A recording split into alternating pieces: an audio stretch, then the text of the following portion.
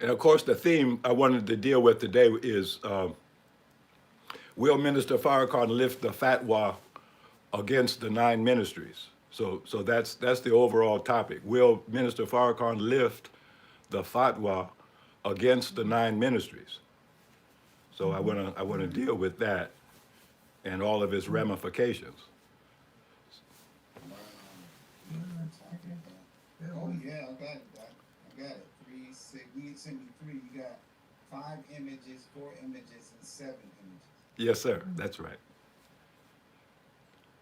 I want 7 of problem 7. So hold on a second. Just a general reminder, make sure we're all plugged in to our devices before we get started. Anyway, let's go. Because I just plugged mine in, 'cause I noticed that's always an issue. I was like, ooh, yeah, plug it in, plug it in.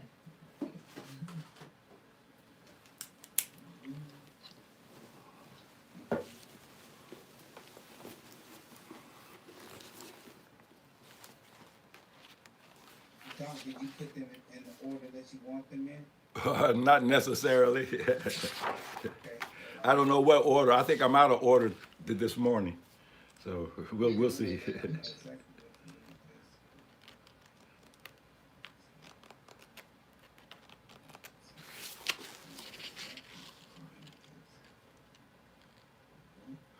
need is. We may not get to use all of them because this is such a big subject. Probably we won't have enough time to exhaust everything that needs to be said.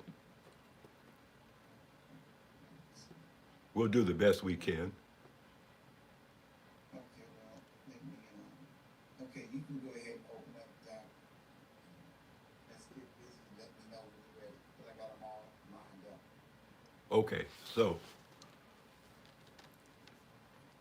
in the name of Allah, Master Farad Muhammad, to whom praises are due forever, and in the name of his messenger, the Honorable Elijah Muhammad, and in the name of the righteous people, both the living and the dead, we offer this morning the greetings of peace. We say it in the Arabic, Assalamu alaikum. So how's everyone this morning?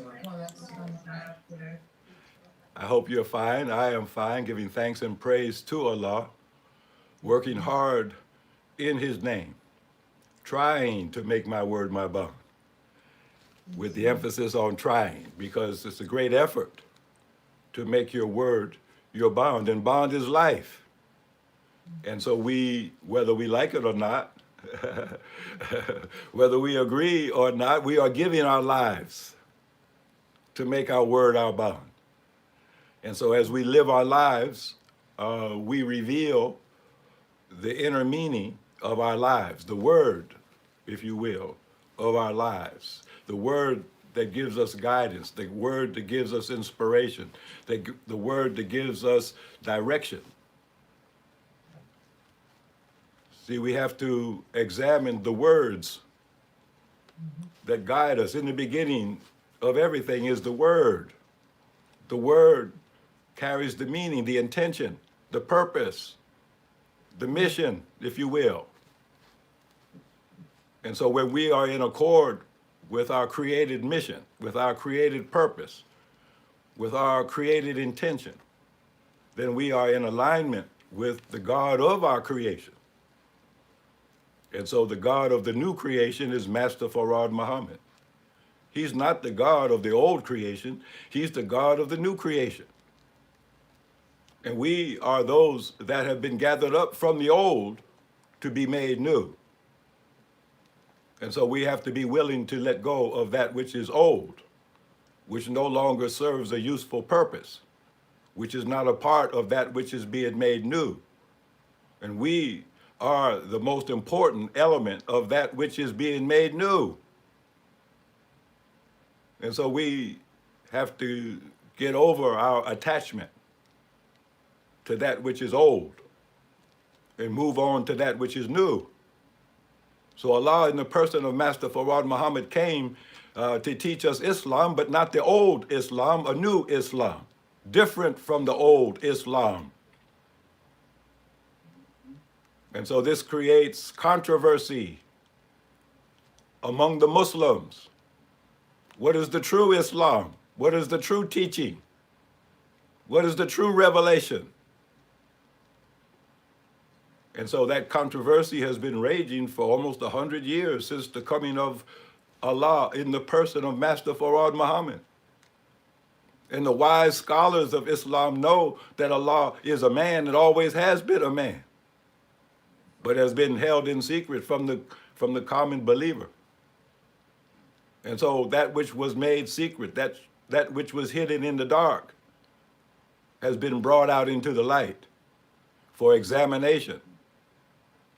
And as we examine the reality of God and his presence in the world today among us, and his choice and selection of us as his people, as his vanguard to bring in a new world order, well, then we can't be half-stepping.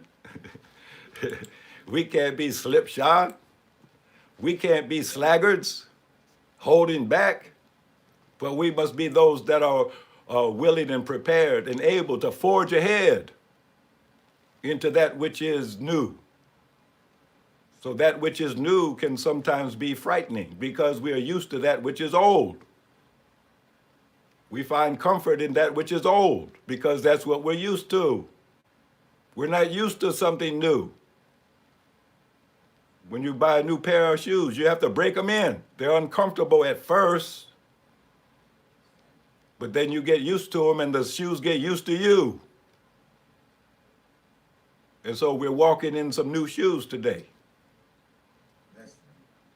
And some say it's uncomfortable. Well, you can either take them off or get used to them. That's right. Now, some have taken them off. These are the slippers that they used to sing about that you were going to wear in heaven. So you can take your golden slippers off if you want, or you can keep them on and get used to them. So that's all that's really taking place now in 2026. There's a controversy, and it's the same controversy. Who is God and who are God's people? And what is the intention and purpose for the coming of God and the gathering together of his people? And if God has come and he has gathered together his people to make them into a new people, a new nation, to bring about a new civilization on planet Earth, then what becomes of the old? What becomes of the old civilization? What becomes of the old rulers? What becomes of the old belief system? Well, you know the answer to that. They get destroyed. So that's what's taking place in the world today, on the macro level, on the micro level. On the collective level, on the individual level, there's a controversy, there's a war raging. It's called the war in heaven. And of course, you could look above your head and see there's actual physical war taking place in heaven, above your head, but also in the heavenly part of yourself, in your own mentality. There's a clash taking place. There's a war taking place. The good of self battling the evil of self. So who's going to win that battle of Armageddon that's taking place within and without? And so that's what we want to take a look at this morning. All of these raging, controversial issues that ultimately will settle the score. Who actually is God? Who actually are God's people? Well, if you want to make it a controversy as to the identity of God, then you're creating mischief and confusion unnecessarily because God came and revealed himself. God came and revealed himself to clear up the mystery, to clear up the clouds of confusion, so that people would be very clear about who and what is the reality of God. so that they themselves can determine what is their relationship to this God. Do I like this God or do I hate this God? Do I love this God? Will I obey this God? Will I submit to this God? Will I follow the lead of this God and the messenger that he placed among us? Or will I go astray? Will I deviate? Will I continue the practices of the old world and receive the punishment that this old world is receiving? So these are the controversies and more that are taking place, raging in the hearts and minds of people, raging among the nations of the world. What's next? Which way do we go? What should we do now? What went wrong? Why are we suffering? Why are the conditions so terrible? Why is everything disintegrating and breaking up? Well, it's because the Lord of the worlds is present. He is the master of this day of judgment. And he's judging the world. And he's judging the world individual by individual. And he's judging the world by nation. That's right. And so if we are a nation of people in the wilderness of North America, called a nation by Allah in the person of Master Fawad Muhammad, then this is the day in which we must take on the characteristics of a nation and not just the label of a nation. We must have the function of a nation. We must have the ability to perform what is the vital function of any nation, which is to protect the people, to provide for the people, to satisfy the needs of the people so that they can survive. And so that's what we want to talk about today. And the topic, of course, will Minister Farrakhan lift the fatwa against the 9 ministries? Because it is my contention that it is only through the 9 ministries that the Nation of Islam and our people can be saved. Everyone is aware of what is taking place in the Holy Land and the war being waged against the Islamic Republic of Iran. They are facing an existential threat. They are facing extinction. The intention of the enemy is to wipe Iran off the face of the map, which is to say, wipe the Islamic Republic of Iran off the map so that there is no nation on planet Earth that carries the name Islam, with one exception. There is the Islamic Republic of Iran, and then in the wilderness of North America, there is the Nation of Islam. And what is the aim of the enemy where both are concerned? To wipe both from the face of the earth. And so Iran is faced with an existential challenge to her very survival. If she does not win this war, then she ceases to exist. A civilization that is 5,000 years old will be extinguished and destroyed. And among the nation states of the world, Islam will be absent. And so in the same way, if the Nation of Islam fails in its mission, if the Nation of Islam in the wilderness of North America fails in its mission, then it faces the same existential threat as Iran. Now, some in Iran say that we need a nuclear bomb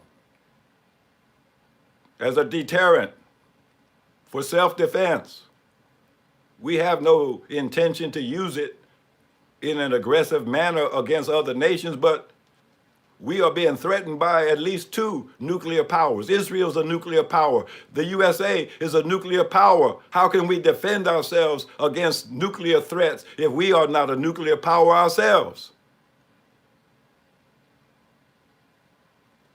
But the Ayatollah, may Allah be pleased with his soul, who was murdered along with his family years ago, found that atomic weapons and other weapons of mass destruction are un-Islamic, out of character for a nation that calls itself the Islamic Republic. How could the Islamic Republic resort to nuclear weapons, which are weapons of mass destruction, indiscriminate killing, men, women, and children, the ultimate weapon of terror? And so he issued a fatwa, which is a religious edict. It's a non-binding religious decision. Non-binding meaning it's not able to carry the same authority and weight as what is written in the scripture, what's written in the Quran.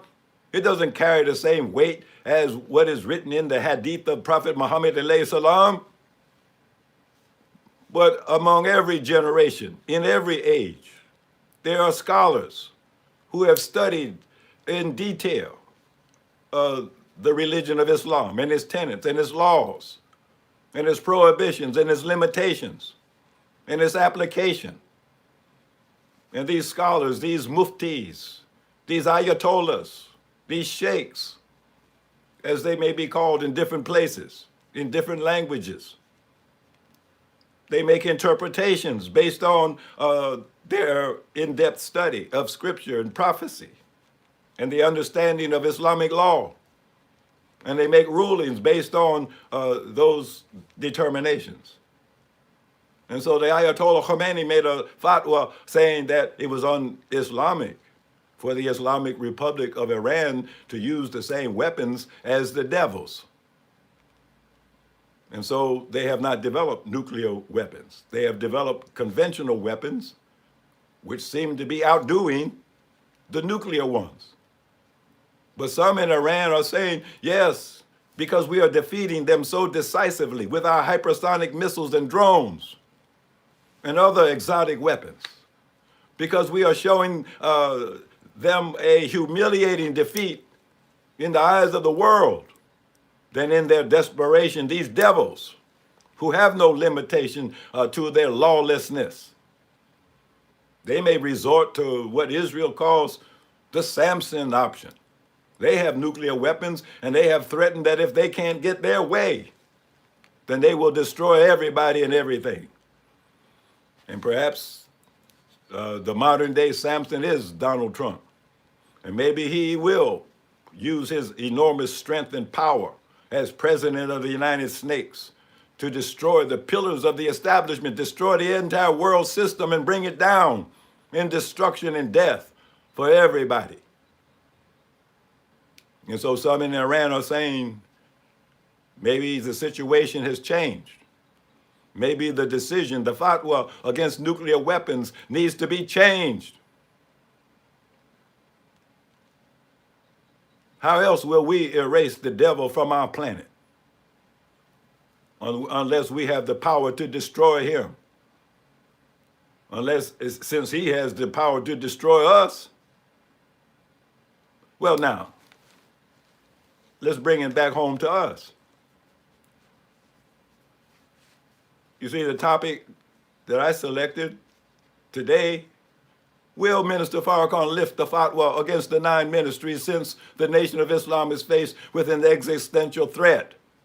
We're about ready to go out of existence. Our people cannot survive under the conditions that we see on the horizon and some of the conditions that have already overtaken us. Poverty is rampant, crime is rampant, violence is rampant. Family breakups, divorces are rampant. Look at all of the janazas that are taking place. Death is rampant. Injustice is rampant. Lack of good food is a problem. Proper education for our children is a problem. We cannot rely on the educational system or the healthcare system or the police departments and other security departments in local and state governments. They don't protect us. They don't heal us. They don't educate us. We cannot rely on the ability of America to employ us. They can't employ themselves. And so, if this is not the time for us as a people to strike out on our own, I don't know what time you're expecting it to be. It's certainly not the time to lay back and do nothing. It's certainly not the time to lay back and hold back and wait until things clear, because they're not going to clear. And so what are we going to do? Well, we should take on the characteristics of a government. And the only way that we can do that is to adopt the 9 ministries. So I'm asking the question, will Minister Farrakhan lift the fatwa that has prevented for the last 19 years the development of those 9 ministries and 11 task force groups? So, Chief, let's go to some of the images.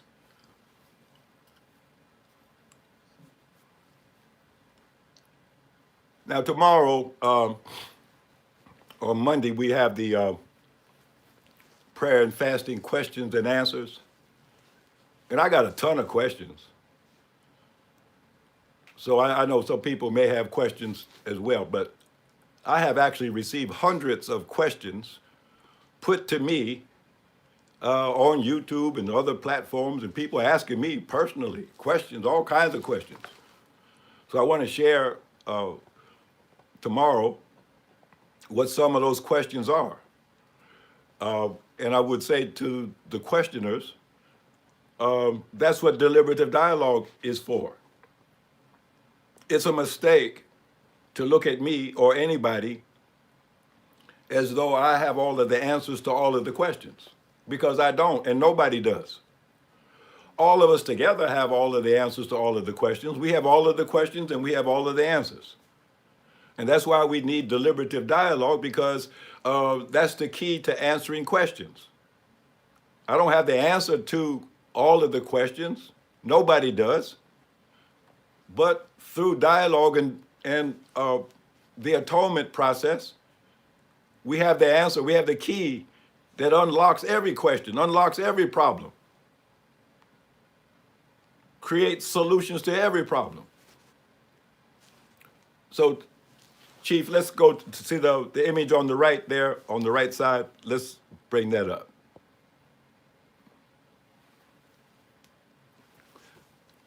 So now I've shown this in the past. I didn't spend much time on it, but I think I probably should spend a little more time today, because we are far advanced into this process. There's a process that is being managed.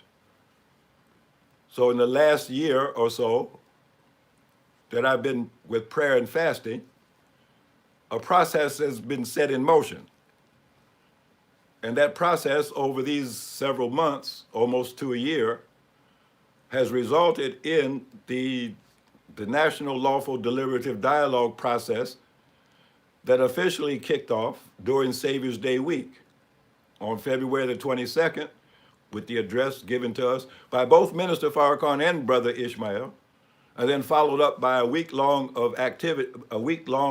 full of activities, honoring and making tribute to the Honorable Elijah Muhammad and to those who prominently helped him with his mission. And so as a result of that, Savior's Day week, that Big 10 event, where we heard from all branches of the Nation of Islam, people from all aspects and generations, if you will, the young and the old, the near and the far. We heard something from most of them.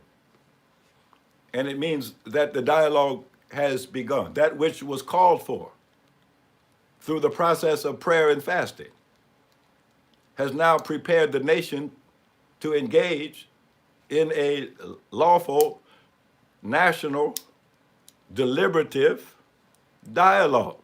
Why? Because we are faced with existential threats to our very survival. And if we do not solve these pressing, burning problems, then we will cease to exist. And so that's just the stark reality of it.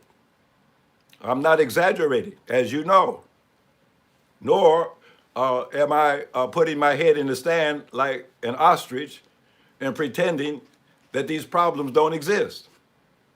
So now what is the process by which things are done? Not just finding the solutions to the problems of the Nation of Islam, or not just finding solutions to your personal problems, but how is anything in this universe done? How do you successfully complete any activity? Well, this is the process. So now this is the Enneagram as labeled by the Greeks, but of course they learned it from the original people. Now among the Sufis, they call the Enneagram the Wajwala. Now don't fault me on my Arabic because I don't pronounce it very well, but it means the face of Allah. The face of Allah. So when you come face to face with this process, you are coming face to face with Allah. If you refuse to come face to face with Allah, then the likelihood is that you will fail in whatever it is that you're trying to do. So now the equilateral triangle is the foundation of the process. You have to be clear about three things. Who are you? Your identity, in other words. That's at the top. And then at the right corner, who are we to one another? What is the relationship? And then at the other side, at the bottom corner, how do we communicate with one another to maintain our identity and to maintain the proper relationship? Because if the communication is faulty, then it means the relationships cannot be maintained. It means the identity cannot be maintained. And so all three of those points, the identity point, the relationship point, and the communication point, are of vital importance because they govern the activity of the other 6 points. Now, the other 6 points are the actual dynamic process by which something gets done, the process by which a problem gets solved.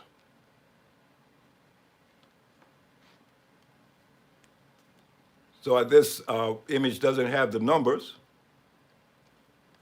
but at the 1 o'clock position, number 1, then 2, 3, 4, 5, 6, 7, 8, 9, around the clock. So the process by which things are done isn't in a sequence like I just enumerated. No, the sequence follows the mathematical law that governs a circle, which is called pi, 3.142,857. So now that the 3 points of the equilateral triangle have been established, the identity, the relationship, and the communication, now the 6 points become dynamic. They get in motion. In other words, solving a problem is a motion, it's an activity. And so point number 1 states the intention, and it moves to 4, which are the policies, the rules, the regulations. And then it moves to 2. See, 1, 4, 2, 2 is actually the first time that you actually mention what the actual problems are, what the issue actually is. All the other things had to be done first.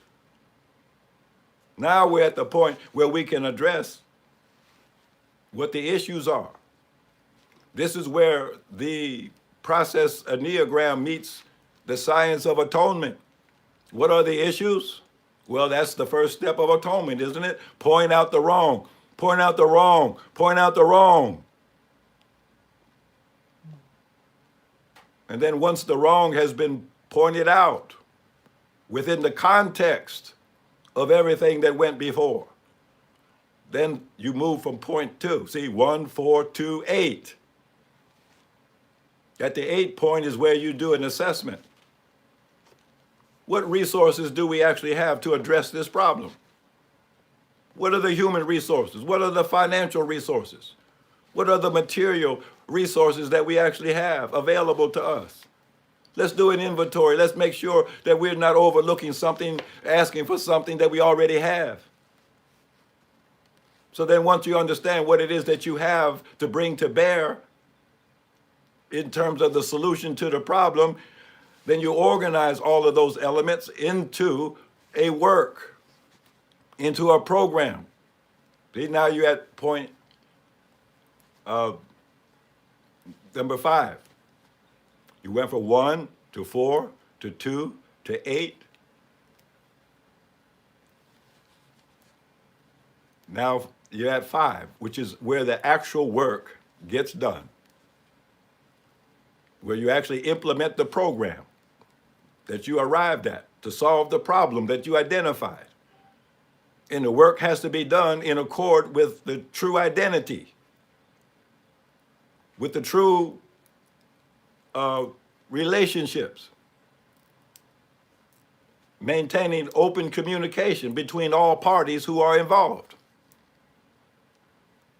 And so then as the work proceeds, according to what was arrived at through consensus, through deliberative dialogue,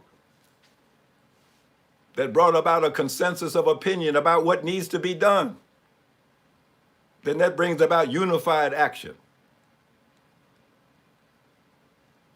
And then as that is carried into practice, then learning continues to take place. We thought it was this way, but now we have to tweak it a little way in the other direction. We learned something that it didn't work exactly the way we thought it was going to work, but we can change what needs to be changed. And that's point number 7, where you do a compilation, you do a critique, you do an analysis. Hey, what have we been doing that worked? And let's enhance that. What have we been doing that did not work or did not work as well as it should have worked? Hey, what do we need to improve that? See, you're at point number 7, where learning takes place. So what happens next? Well, hey, if you did not resolve the problem, then you're back at point number 1. Let's take another fresh look. Then you're point number 4 and 2 and 8 and 5 and 7 and 1 and 4 and 2 and 8 and 5 and 7. And you do as many cycles of that as necessary in order to solve a problem. Simple problems might only require 1 cycle. More complicated problems may require several cycles. But that's the dynamic process by which problems are solved and people make progress. Now, there are other ways that people try to do things, but those other ways do not work. I'm just letting you know. Now, many of those other ways have been tried. And in fact, if you look around, you see all of the other methods that have been tried have not worked. All you have to do to prove that is true to yourself is just look at the condition that you're in and look at the condition that our nation is in. And you will realize that whatever has been done in the past, as well-intentioned as it may have been, yet and still it has not solved the problem. Chief, let's take a look at another image. So that's the process, that's the overall process that is taking place. And I would ask, do your homework and study the Enneagram. There's a lot of books. Just click on any one of those, Chief.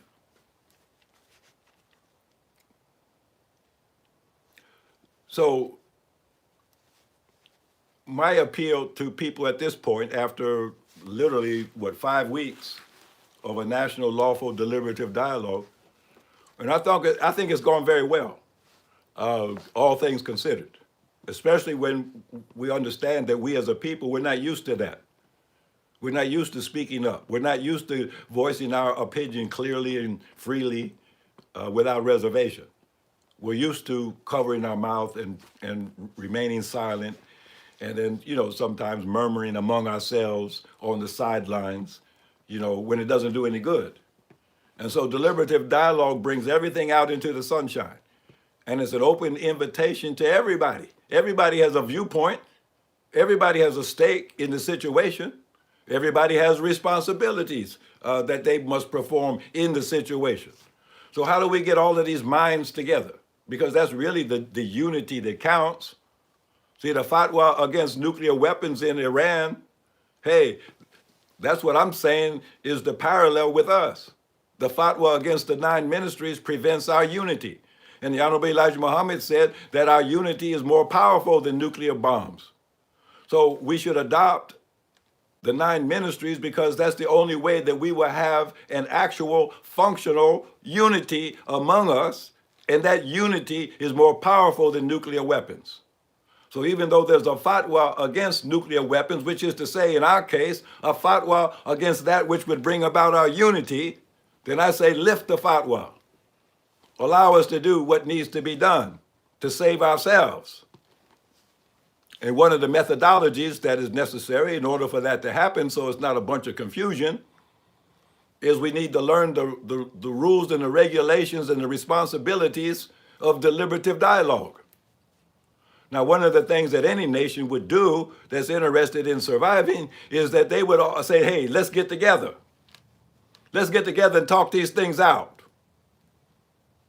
Because if we don't, then we're all going to die separately. We're all going to wither on the vine separately. But maybe if we get together, then we have a chance through our unity for all of us to survive. But in order for us to come together, don't we have to put aside our differences? At least the differences that tend to divide us? Well, certainly we do. We can't believe so much in our own individual differences that we would sacrifice the whole just to hold on to our part. That would be foolish. So how do we bring all of the different parts together? Well, it's like if you've ever played with a jigsaw puzzle. You got all these different pieces. None of them by themselves give you the whole picture. But if you can manage to put all of the pieces together, then you get the whole picture. So what piece do you have? What piece do I have? What piece does each and every one of us have in the jigsaw puzzle of our own survival? Will you put your piece down on the board? Will I put my piece down on the board so I can see what I have and you can see what I have and I can see what you have? And we can see what everybody has. And see if we can manage to move those pieces so they start to fit together. And as they fit together more and more, then we start to get a clearer and clearer picture of what this puzzle is really all about. And then at the end of doing the jigsaw puzzle, hey, it gets to get pretty easy. You get to easily see where the pieces fit together. Once you make a start, but how do you make a start? Well, this is how you make a start. You sit everybody down in a circle. And you bring up all of the relevant issues. That's what's so beautiful about deliberative dialogue. It brings up questions. And then those questions deserve answers. And since not one of us has all of the answers to everything, then all of us have to sit together in a circle of dialogue. And those who are the best knowers among us on any given topic, let them give a presentation. And that's the presentor, and as you see there.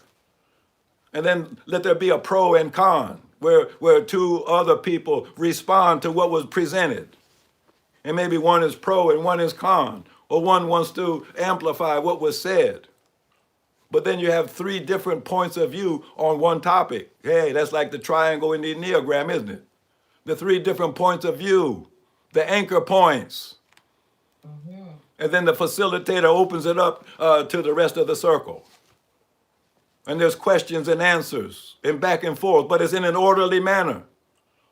And nobody in the circle agrees 100% with anybody else that's in the circle. How could they? They're in a different position on the perimeter of the circle. So they have to see what the topic is from a different perspective than anybody else in the circle. So then as they give their viewpoint, and it's time. See, by the time, surely man is at loss. Well, by the time, surely man is saved. So if you waste all your time with useless talk, you never get anything done. And so those who participate in the dialogue, they speak their truth.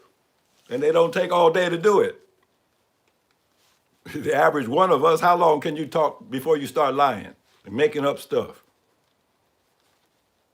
Now, the crucial point in any dialogue whether it's 2 people or 3 people or 10 people or 12. 12 would probably be the optimum number. Less than 20, because when you get more than 20, it's really hard to keep things under control. So maybe that's why you have the 12 major scientists and the 12 minor scientists, because 12 is the optimum number in dialogue to get something done.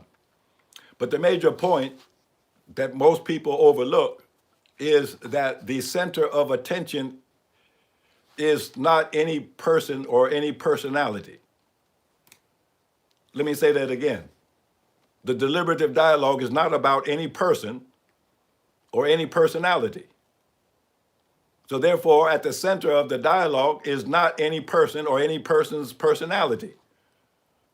The purpose of deliberative dialogue is not to find fault with one another or to accuse one another or make allegations or accusations or to mete out judgment against one another. The process is not about castigating one another, finding fault with one another. One of the things that's true that you should actually see as being obvious, if I followed you long enough, I would find you doing something wrong, wouldn't I? If you followed me long enough, wouldn't you find me doing something wrong that I shouldn't be doing? Yes, sir. So if you want to look for faults, you will always find them. Right. Yes, sir. Now, the only legitimate reason to look for faults is to make things better. So if you find a fault in me, the only reason to point it out is if you have the ability to make me better. Yes, sir. See, as a doctor, that's my profession. I find out what's wrong with people. What else does a doctor do except find out what's wrong? And then point it out to you. And then give you a program of atonement to make it better. But if I just pointed out what's wrong with you just to laugh at you, just to make mockery of you, that wouldn't make any sense at all, and that would be evil. Right. So we point out the wrong, not to make mockery of one another or to find one another wrong, but to make things better. So the topic of a deliberative dialogue is never another person.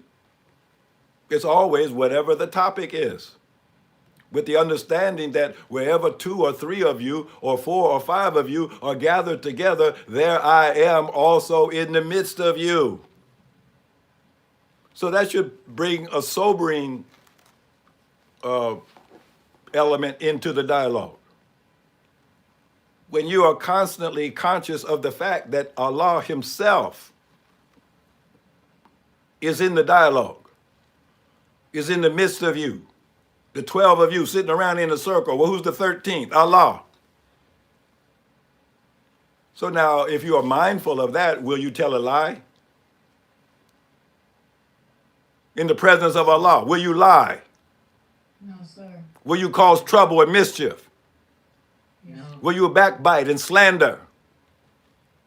Will you use foul language? No, sir. No. See, in the dialogue circle, everybody that participates in the dialogue is shaking and trembling, not in fear of one another. I'm not afraid of you just because you might disagree with my opinion. No, I'm trembling in fear because of the presence of the Lord. We can differ all we want, but who is the judge of that wherein we differ?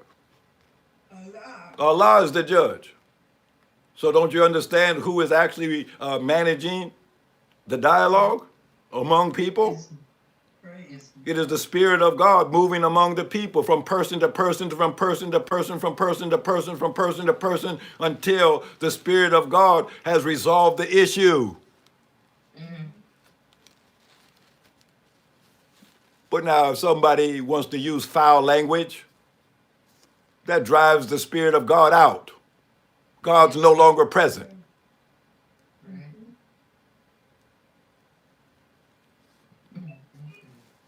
You have to think about what you're doing and who you're doing it with.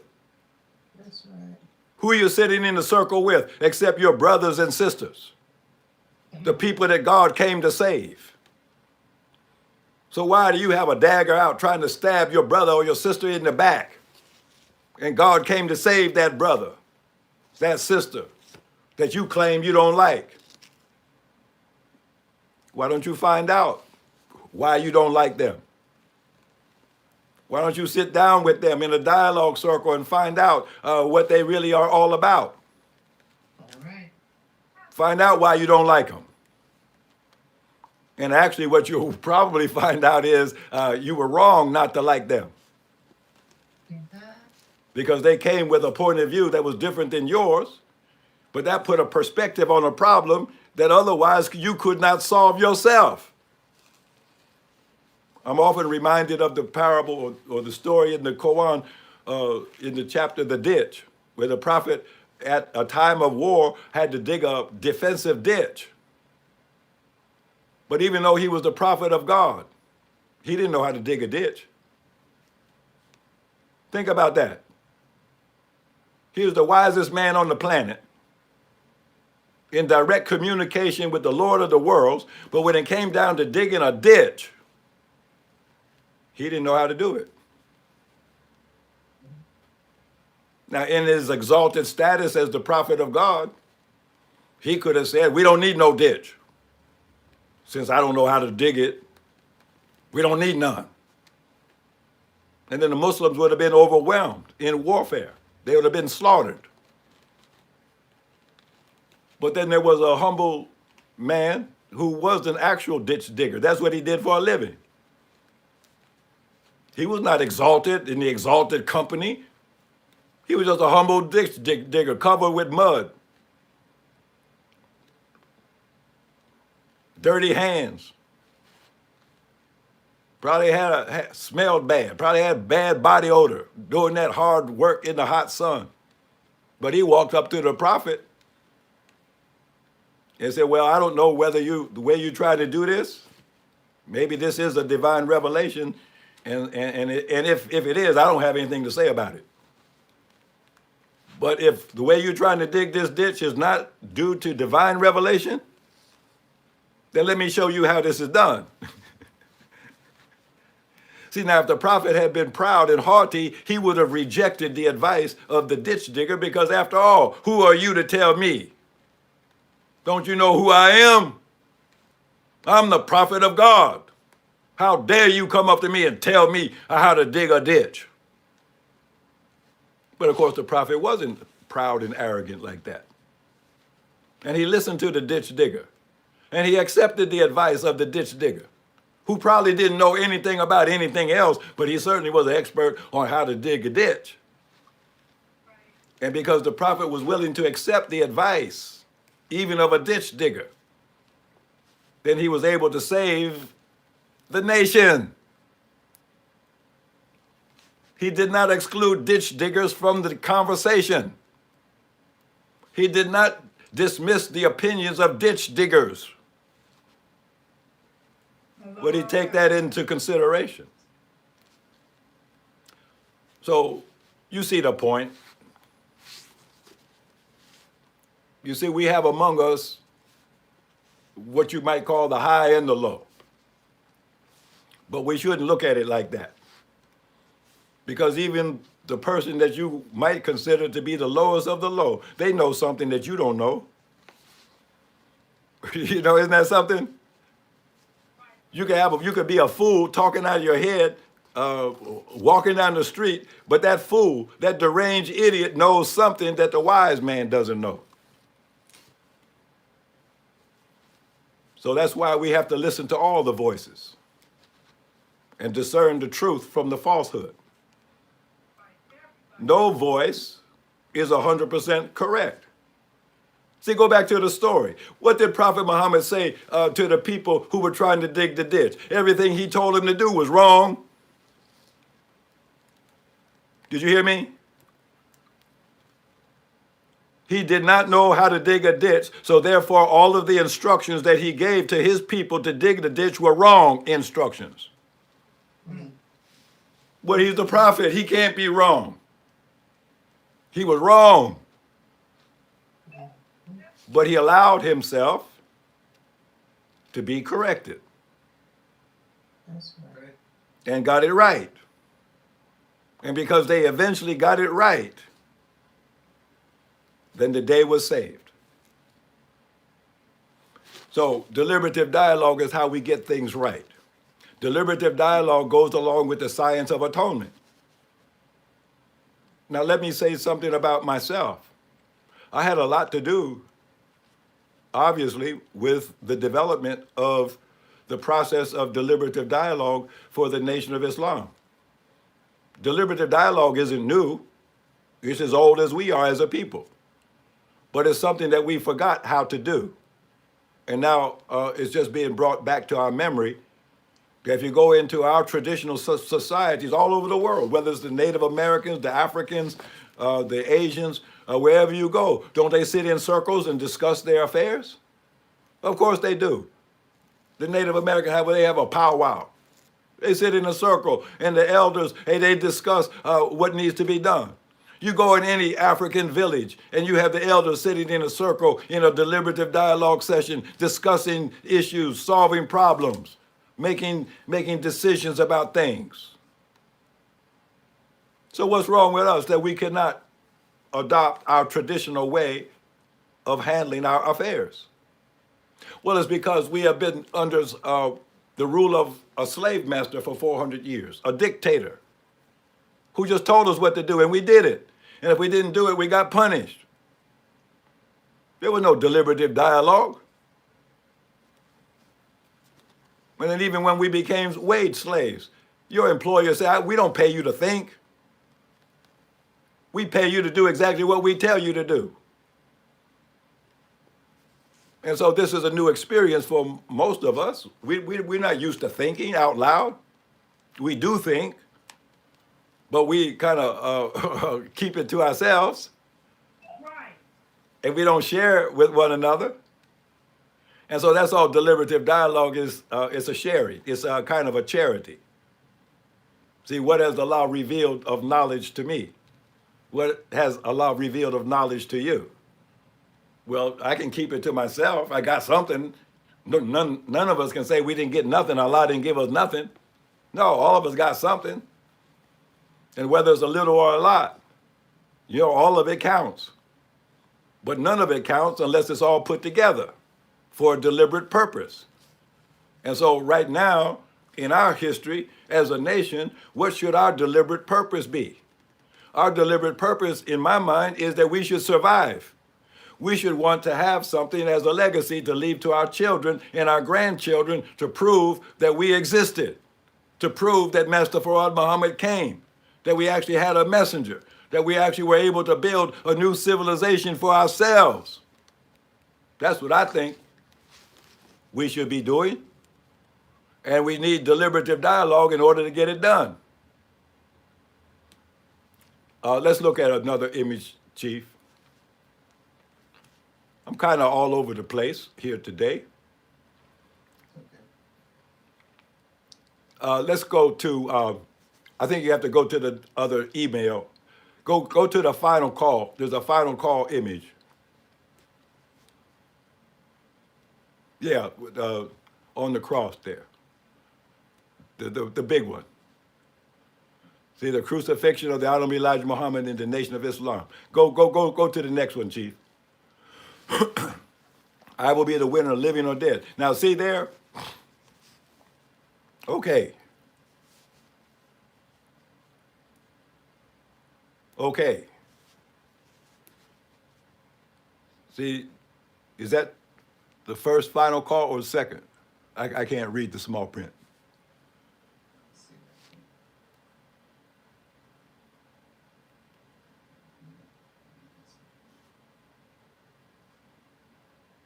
Go back to it, Chief. Oh, the small print. Let me see. Small print. Yeah, I think it's either the first or second edition of the final call. See, now who is that on the cross?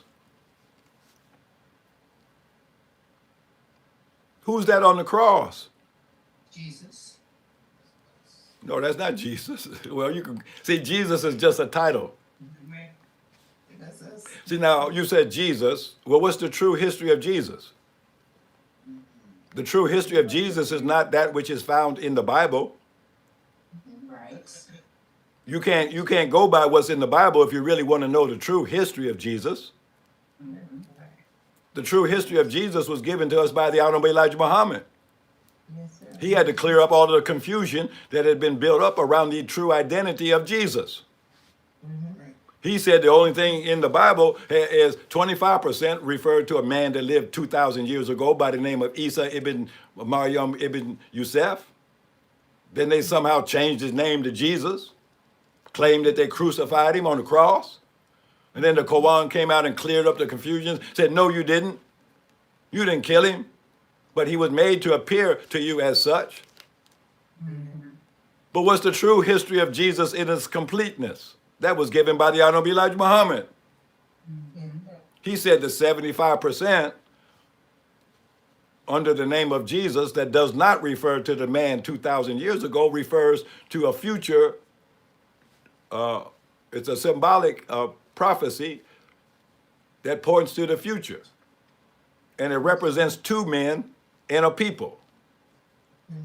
The first man that it represents is Master Farad Muhammad. The second man that it represents is the Honorable Elijah Muhammad. And then the people that it represents are you and I. All of us are Jesus on the cross. You say, who's that on the cross? That's you. Yes. That's our nation. Right. So now, since you found out that you're on the cross, being crucified,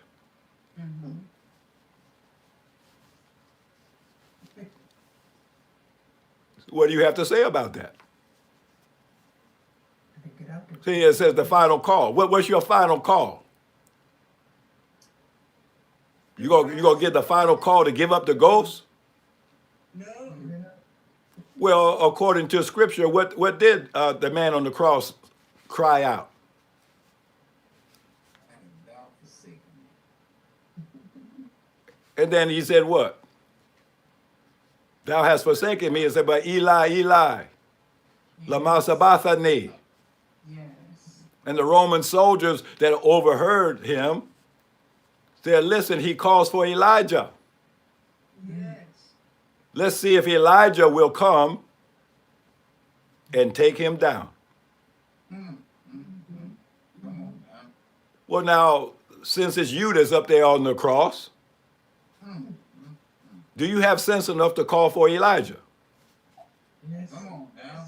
I mean, I don't know if you got sense enough to call on the only thing that will get you down. Lord have mercy. Maybe you want to call on something else or somebody else because you think somebody else is Jesus. You think somebody else is Elijah. Yes, sir. But only Elijah can come and take you down. Right. That's right. Well, how can Elijah take you down if he's dead?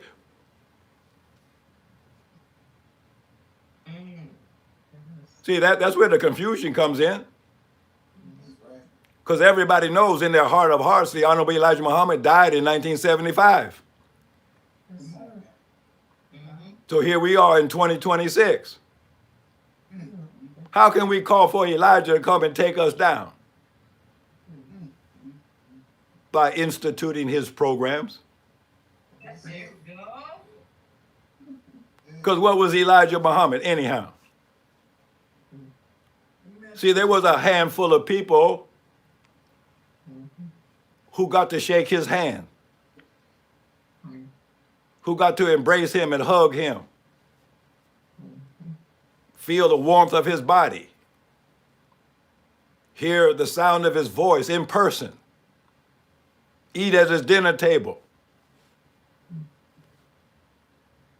But that was just a handful of people that had that privilege. That's right. I never met the Honorable Elijah Muhammad in person. I never shook his hand.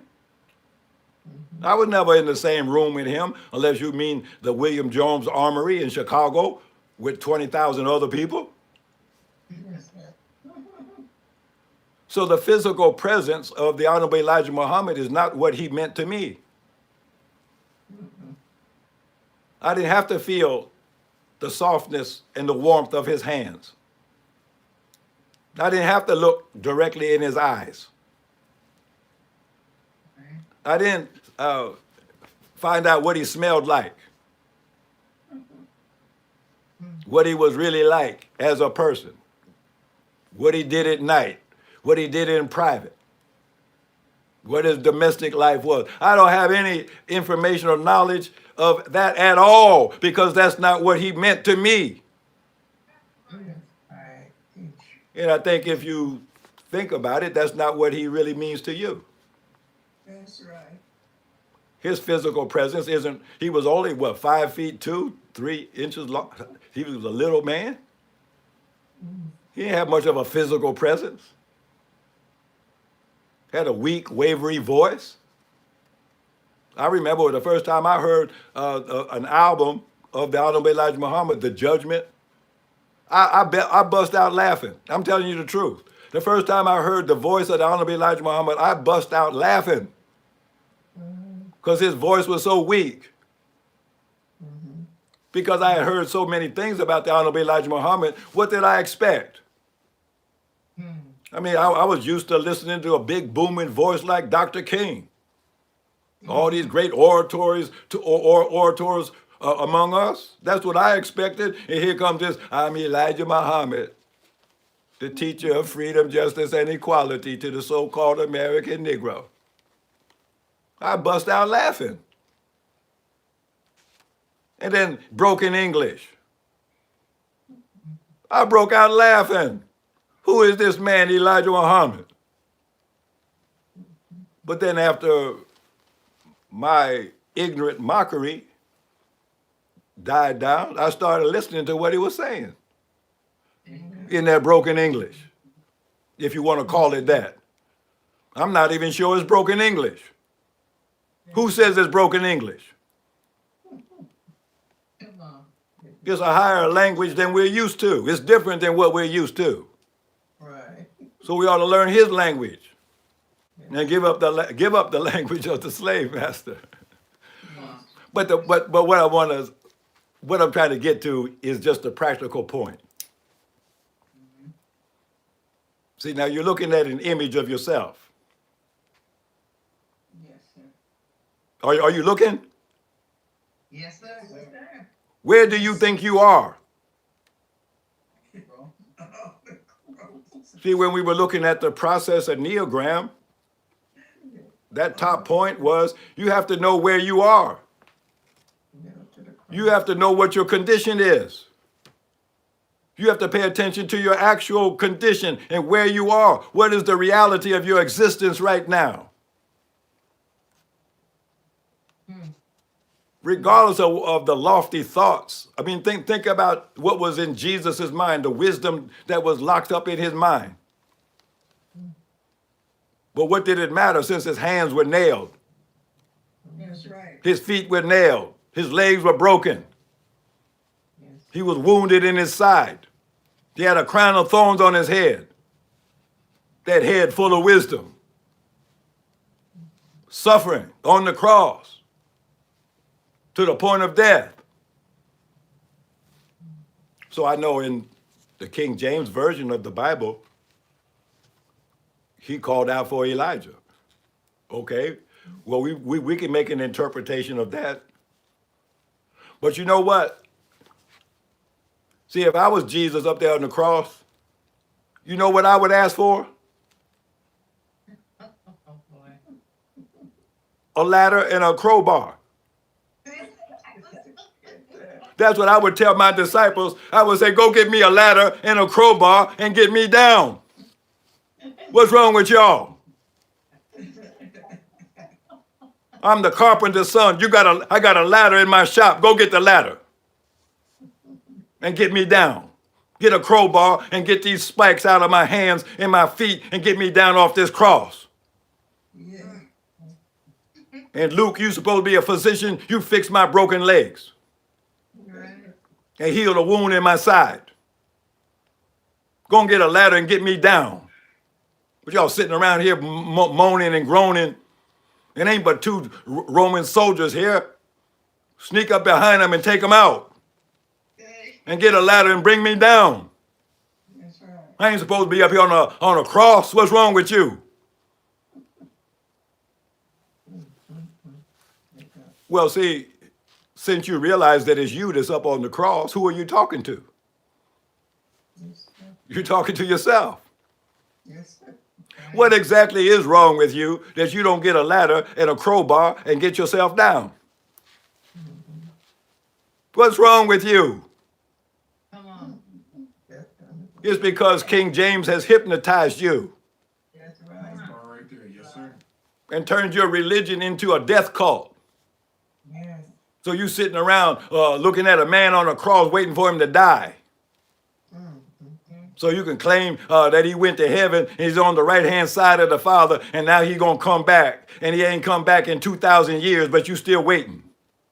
And we did. Come on, say that, God. And now we got people in the Nation of Islam trying to put the Honorable Elijah Muhammad up on a cross and saying he's going to come back. Well, you got to put him in line behind the Jesus that's 2,000 years late. Yeah. So I guess we got to wait at least 2,000 years before the Honorable Elijah Muhammad is lined up to come back. Come on, say that, God. And then they got people trying to make it seem like that's what's getting ready to happen to the minister. Yes. On February the 22nd, the apotheosis of Minister Farrakhan, the deification of Minister Farrakhan, setting the people up Teach it out. to rehearse this Bible myth all over again. Right? That when the sorry accident of time comes, it will be the minister didn't die. Oh, my. No, he went on to the mother plane. He's on the right-hand side of the Father. The Honorable Elijah Muhammad didn't die. And they all going to come back and save us. Wake us up, wake us up. Come on. Well, see, this is foolishness. Foolishness. This is foolishness, and because it's foolishness, it's false. It's a lie. Yes. What they put in the Bible about Jesus is a lie. It's not true. No, it's So if you follow that which is not true and try to bring it up and make it contemporary with yourself, then it makes you untrue.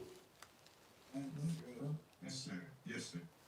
We're not saying that Minister Farrakhan is not Jesus, but he's no more Jesus than all the rest of us. All of us are Jesus. Oh, I was about to say that, God. That's right. You and I are up on the cross just as much as he is. Yes, sir. He's not down off the cross. His hands are nailed. Can't you see? He can't get nothing done. His feet are nailed. Can't you see? He can't go nowhere. He can't make any progress. Don't you see? Right. Right. Yes, sir. He's wounded. He's got a crown of thorns around his head. Don't you see? Yes, sir. He's just like you. And you're just like him. See how I just closed the gap? Yes, sir. Allah Akbar. People want to make it seem like there's some big gap between Minister Farrakhan and the rest of us. No, it's not. No, sir. He's in the same condition you're in. Yes, sir. Can't get nothing done. God. So go get a ladder. Go get a crowbar. Yes. Take the spikes out of your hands. Take the spike out of your feet. Get some medical assistance and fix your broken bones. Heal your wound. Then get on with the mission. Yes, sir. Do you know what almost no one has ever thought about? Suppose Jesus' worthless disciples had actually done what I said. Yes, sir. Suppose Peter and Paul and Matthew and Thomas and all the rest of them, suppose they did go to the carpenter shop, get a ladder, the crowbar, and whatever else they need, chop the cross down, pull the spikes out, heal Jesus, bring him back to health, protect him from his enemies. In other words, what would have happened if Jesus had lived? Did you ever think about that? Suppose he had lived. Suppose he had lived to old age and continued his ministry and teaching. What would the world have been like by the time that Prophet Muhammad came 600 years later? What would the spiritual condition of the people have been if Jesus had been able to survive? Then you would see that the world would be completely different. I mean, do you think that Allah would have answered his prayer, the Lord's prayer, to bring heaven on earth? See, if he had lived long enough to put into practice his programs, his ideas, his concepts of what heaven on earth would have been like, then by the time Muhammad came 600 years later, you see, then the world would have been ready to embrace the righteousness of all of the prophets. It would have brought about the unification of all of the righteous people. The Jews would have been with the Christians, and the Christians would have been with the Muslims, because everything had been made plain and clear. If Jesus had only survived, but he had worthless disciples, lazy disciples, cowardly disciples, confused disciples, disorganized, afraid to speak up. And so they allowed their master, that they called their Lord, to be destroyed in front of their faces. Well, now you see how that applies to us. We allowed the Nation of Islam to be destroyed in front of our faces. We watched as the spikes were driven into the hands of the Nation of Islam, into the feet of the Nation of Islam, where the bones were broken, where a wound was created, and all of the blood spill out onto the ground and wasted. We asked for a drink of pure water and got vinegar instead. Yes, sir. So now how much torture is enough for you? See, since you up on the cross, how long do you want to stay there?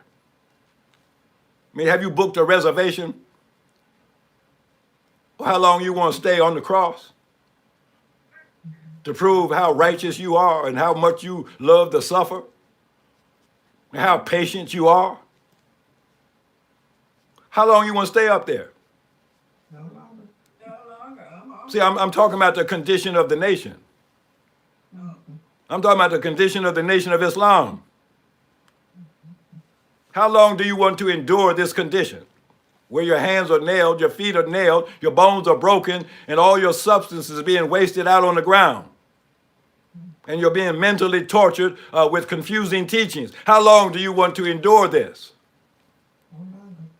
Until the end? In the Bible, he endured to the end. He gave up the ghost. That's what you're getting ready to do. Whether you intend to or not, you are getting ready to give up the ghost. You are getting ready to die. So that's why I'm asking the question of Minister Farrakhan. Will Minister Farrakhan lift the fatwa against the 9 ministries that will get Jesus down off the cross? Or not? If we can't build the 9 ministries, then we got to stay up on the cross and die. Is that what you want? Some people consider it to be the highest form of righteousness to become a martyr. Not me. I don't know about you. I'm not trying to be anybody's martyr. I want to live. I want to see the hereafter. I'm done with this suffering. I don't want to face death. I want to face life and have life more abundantly, like Master Fawad Muhammad promised. That's what I want. I want money. I want good homes. I want friendship in all walks of life. I want to inhabit the precincts of paradise. I want to see the hereafter, the new civilization. I want to see the destruction of the devil. I don't want to experience destruction myself. So who's going to come with the ladder? Who's going to come with the ladder? Well, that's what the commission did. Yes. Prayer and fasting. No, that's what the commission did. Came with a 9-rung ladder. Each ministry being a rung on a ladder to get Jesus down off the cross.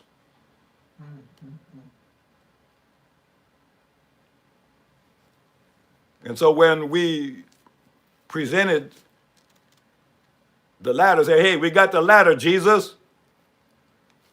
We got the crowbar too. And we got the healing balm. Well, I won't speak for anybody but myself, but I was surely shocked when Jesus said, hey, that's all right. I got this. That's like the people during the Katrina hurricane. Here come the lifeboat. Here come the helicopter. Here come the rescue team. And what did those foolish people say? I got this. I'm waiting on Jesus. Well, what did you think Jesus looked like? Don't you understand that Jesus could look like you? Jesus could look like me? What does Jesus have to look like? What do you know about the looks of Jesus?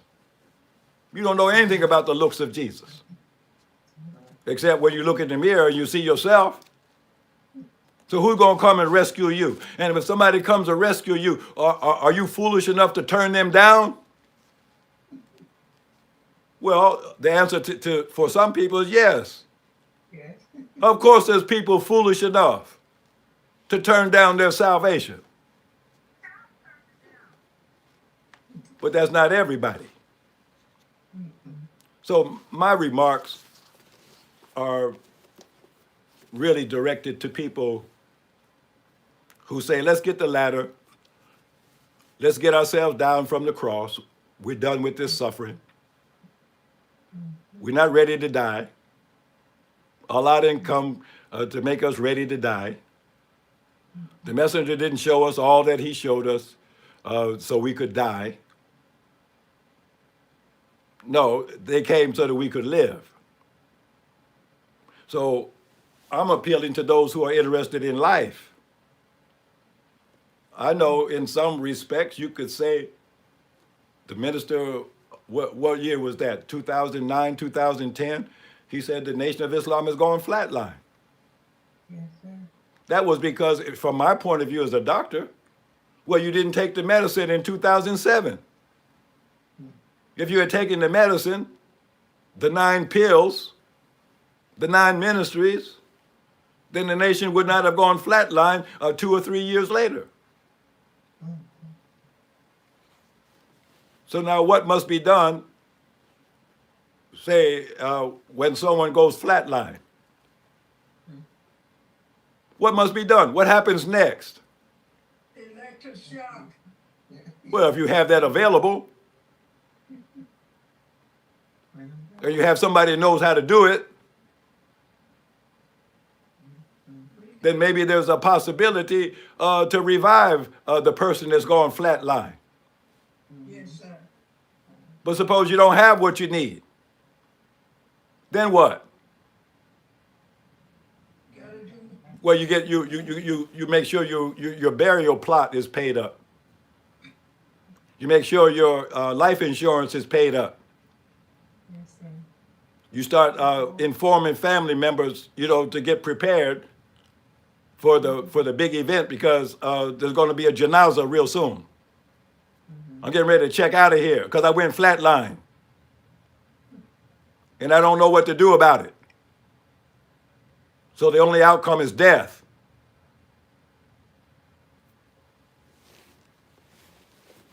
So that's why I'm showing you this. because that's your choice today. You're being offered death on one hand. Just sit around and die and watch me die and wait till I come back. Or on the other hand, you're being offered life. Build the 9 ministries so you can live, so you can survive, so your children can survive, so you have a future. It's your choice. It's the day of judgment. Use your judgment. Decide what you think is the better option. Some people are suffering so bad, death seems like the easy way out. And that's what they choose. I'm a doctor. I can't tell you how many patients, especially during the AIDS pandemic, I can't tell you how many patients I could have saved if only they had been willing just to struggle a little bit. I was shocked at how easy people die. You laid a prescription right there on the table. Here, this is all you have to do for a limited period of time. And you'll get past this. And you'll have a future like everybody else. AIDS is not a death sentence. This is what I used to say to people.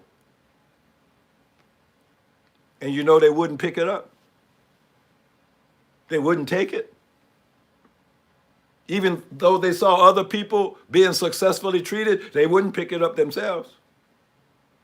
And then later on, I hear about so-and-so died, so-and-so died. This one passed away. And I know in my heart, all he had to do was just a little this, a little that, just change your diet, just do this, just take these pills, just take the interferon, and you'll live. By the grace of Allah. But I found about 30% of my patients that could have been saved, they weren't saved because they wouldn't do what they needed to do to be saved. So when I look at my nation of Islam, I see the same thing. Like the Bible says, Babylon could have been saved, but she was not. So how about the nation of Islam? Can it be saved or not? See, I'm of the opinion it can be saved. But in order for it to be saved, don't you have to look in to see what went wrong? What got us up on the cross in the first place? And what's going to get us down? See, what exactly would constitute a ladder? See, that was like a symbol. But in practicality, I mean, what would constitute a ladder that would be able to get the nation of Islam down from off the cross where we're being crucified so that we can survive and go on and complete our mission to create heaven on earth while we live? What would it take? Well, I mean, I think I'm stating the obvious. You need a ministry of communication. You need a ministry of health. You need a ministry of justice. You need a ministry of education. You need a ministry of arts and culture, agriculture, trade and commerce. And then if you have all of those functioning, then you can survive. If you don't have them functioning, then you can't survive.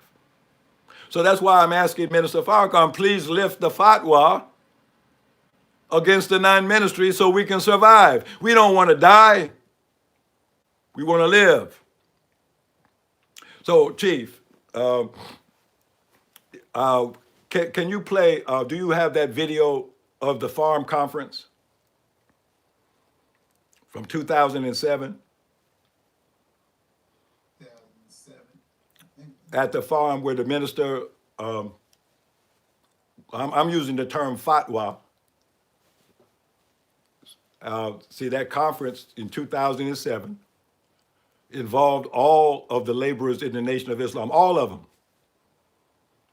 Minister Ishmael was there, the Supreme Captain was there, the National Secretary was there, all the regional ministers were there, all the local laborers were there, all 800 laborers from the Nation of Islam were all there. And the way the conference was set up, see, that's why I wrote the book on on deliberative dialogue, because I didn't want to waste a whole lot of time. So they had to study that book before they came to the conference, so they would know the rules and the regulations of how to conduct dialogue. Then we also had all of the laborers send to the commission, and I was the chairman. So we had them send in their list of problems and questions in their area, in their mosque, in their region, or for the nation as a whole, as they saw it. We compiled all of those questions, all of those issues, all of those problem areas. And we ended up, I believe, with 37 problems. So therefore, at the conference, we formed 37 dialogue circles. And all of the 700 or 800 laborers that were present, they were all in the circles, including the national laborers. Minister Ishmael, he was in a circle. The Supreme Captain was in a circle. Everybody was in a circle. And the topic in each circle was not the personality of anybody. Each circle was given a problem. This is a problem that's affecting your nation, so solve it. So using deliberative dialogue, those 37 circles over a 2-day period of time, guess what? All 37 came up with solutions to the 37 problems that were plaguing the nation.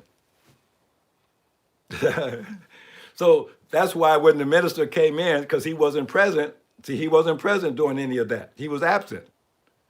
He stuck his head in the door on that Saturday after all the work had been done. He comes in, he says, the spirit that's in the room right now is the highest that I've ever seen in all the time that I've been in the Nation of Islam. Well, what is it that produced the spirit that was the highest spirit that the minister had ever experienced since he had been in the nation? Allah. It was the spirit of deliberative dialogue. Deliberative dialogue is, of course, driven by the spirit of Allah, if you will. Yes, sir. But the joy that is in the hearts of people comes about because of their victory over a problem. That's what makes people happy. When you have a victory, when you have a win, when something that was bothering you and plaguing you no longer exists, then you get happy. So when the minister walked in on that Saturday, everybody was happy. Because why? I was in a circle, we solved this problem. I was in another circle, we solved that problem. And all of us together, we solved all of the problems of the Nation of Islam. Yes. Meaning we had a solution. Yes, sir. Doesn't mean we applied it, but it means we had it in our hands. And that's what makes people happy. See, suppose today, magically, even though magic doesn't exist, but suppose all I had to do was snap my fingers and all of the problems that plagued the Nation of Islam were solved instantly, just like that. Wouldn't you be happy? Oh, yeah. Of course you'd be happy.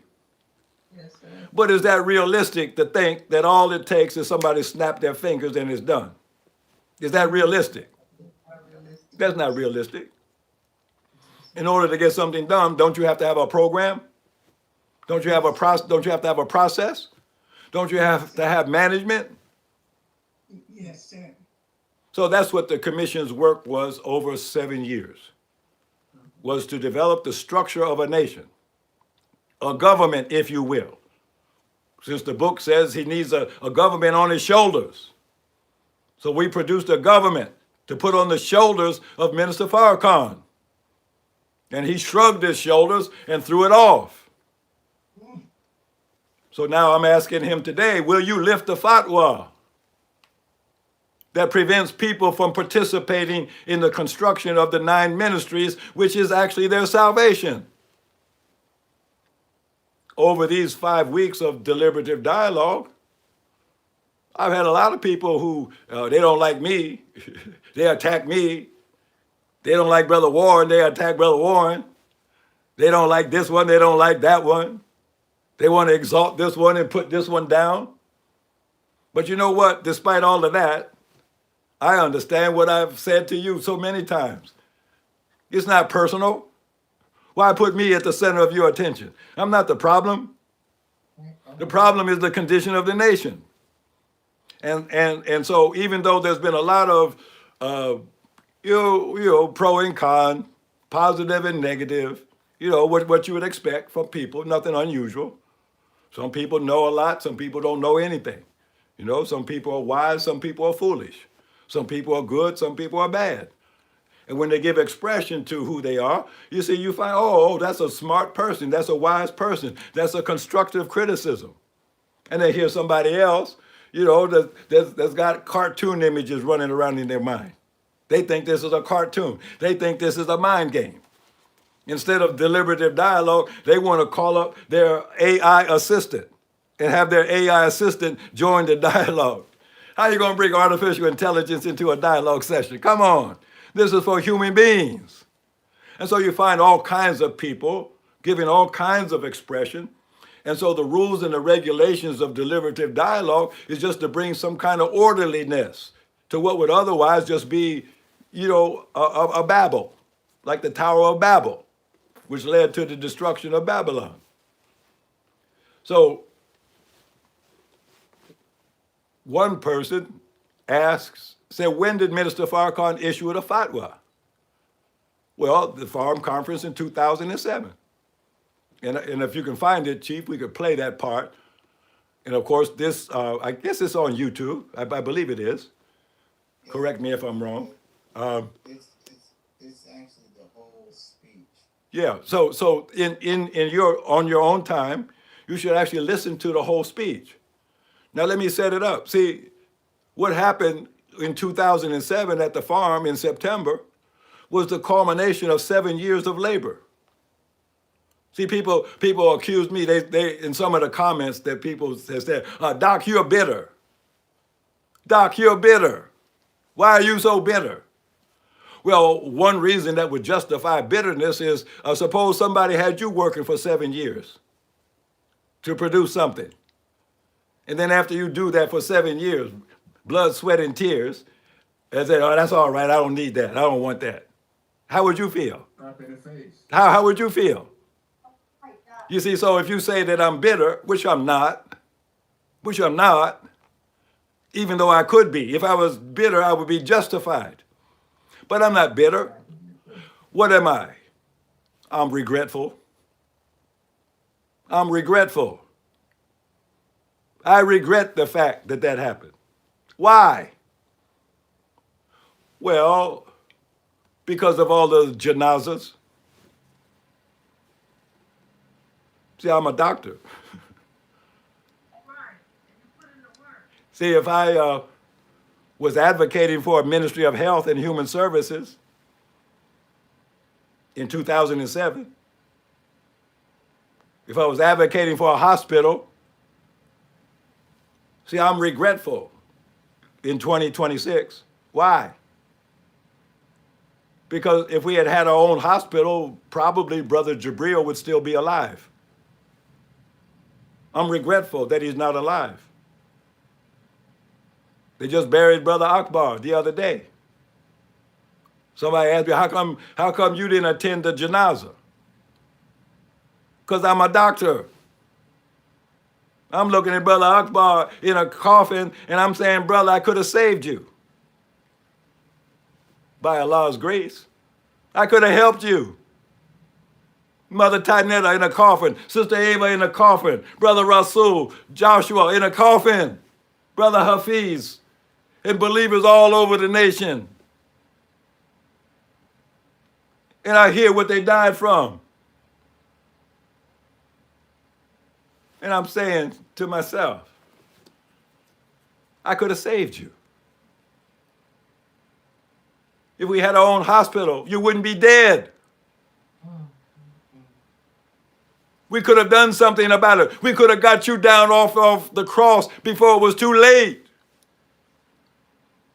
But now it's too late. For some. So bitter? I wouldn't call it bitter. It's a combination of emotions. Yes, sir. I could have saved you. We got, how many doctors do you have in the Nation of Islam? If I couldn't save you, we got another doctor that could have saved you. I'm not the only one. We got an army of doctors. At the Million Man March, we had all of the black doctors in America standing with us, 24,000 black doctors.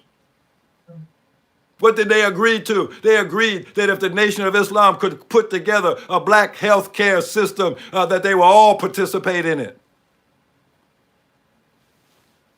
Now you think all of the dead since that time that could have been saved if only we had had our act together.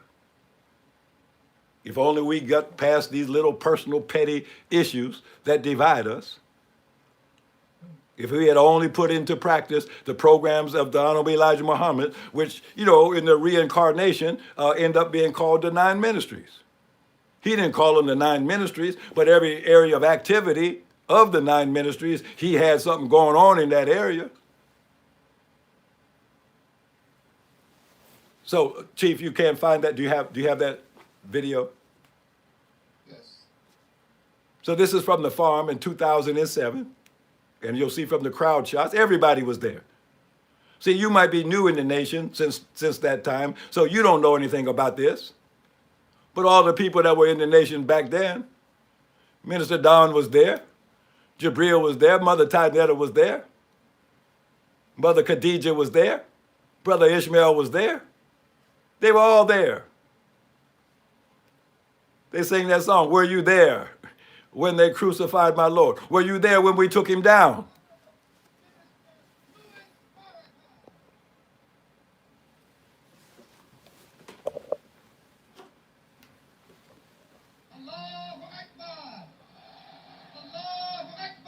See everybody? Everybody was there. Everybody. They all know about this. They solved the problems of the nation. There's Brother Sharif. There's Arif. They were all there.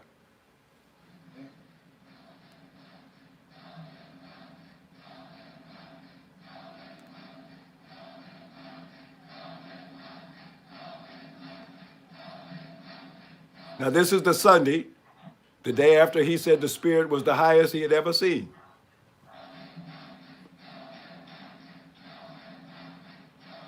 So all these Muslims know about it. All the laborers know about it. I'm not out here by myself making stuff up. They all know. And I'm calling them out on it because they know. So they're responsible for the condition that the nation is in today. Because they got the prescription on this day. You know, Doc, in that picture, I saw 3 people who lost their lives. Minister Hafiz in New York City, in the mosque number 7. Yeah. I saw Rahman. Yeah. I saw Rasul. People that I know. Yeah. Oh yeah, it's probably about a dozen that are dead now. Yeah. That were in that picture there. Yeah. And the ones that are still alive are not in good shape. They're on their way.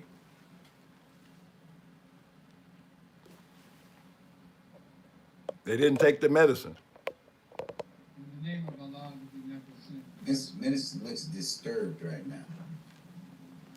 Yeah, something happened in the 24 hours from Saturday to Sunday. Something happened. For his coming I would like to find out what.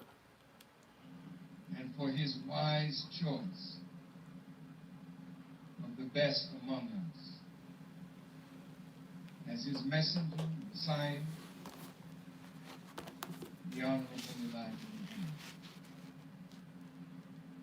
I greet all of you, my brothers and sisters, with the greeting words of peace. Assalamu alaikum.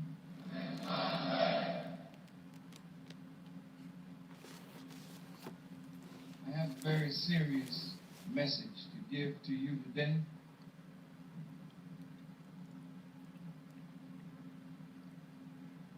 And I pray that Allah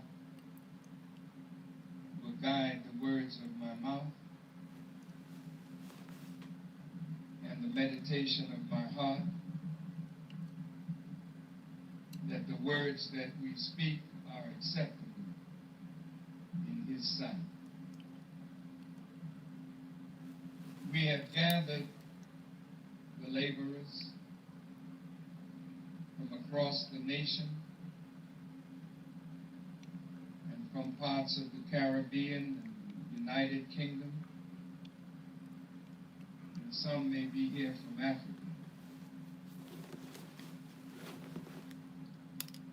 I thank all who came, and I thank all of those who made this day possible. My wife, Mother Khadija, is the hostess of all who are gathered here.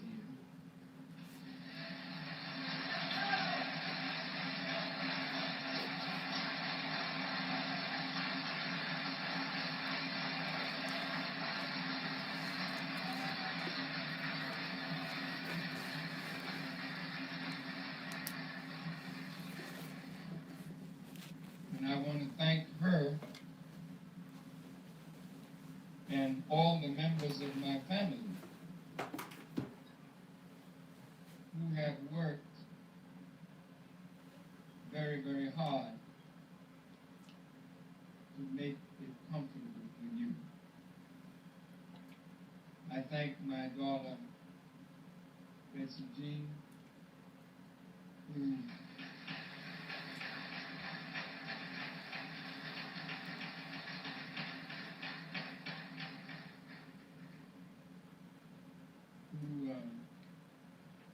when I told her that we were going to have all the laborers here,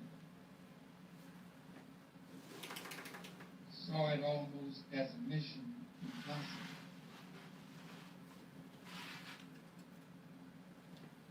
But after it settled that this is what we were going to do,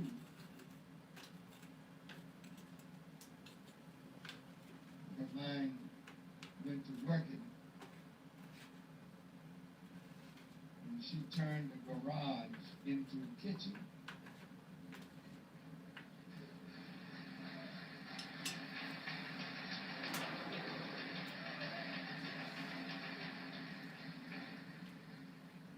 And she, with her husband,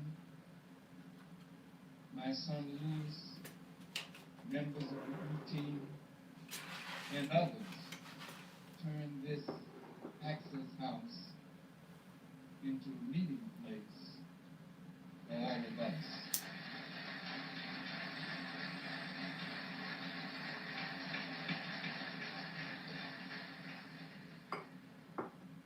I want to thank the cooks.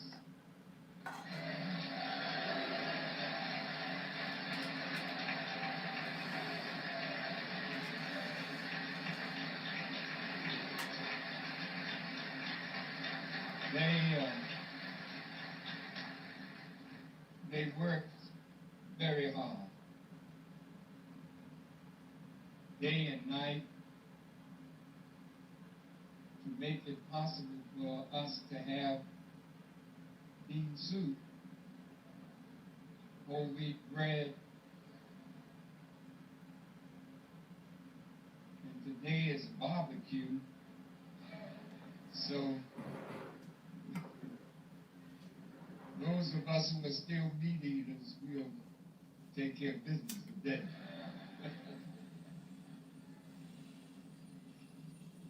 We're happy for the vegetarians.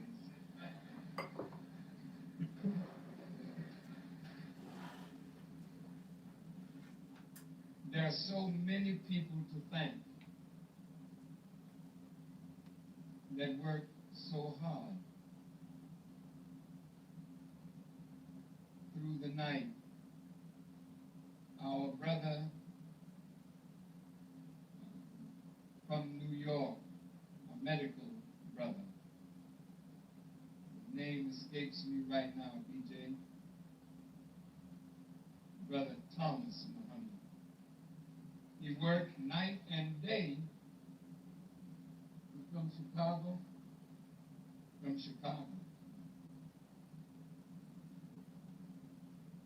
And we had a few medical emergencies that some of our believers had to be stabilized and brought to the hospital. But we haven't lost anyone. Brother Wali is here.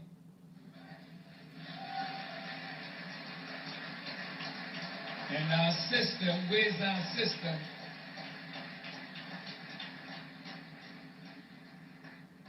Where's the sister that had to go to the hospital? Is she here?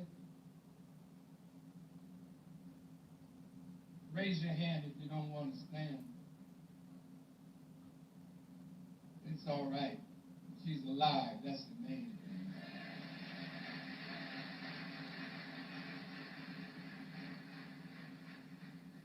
I want to thank the many members of the FOI from Chicago and elsewhere and MGT.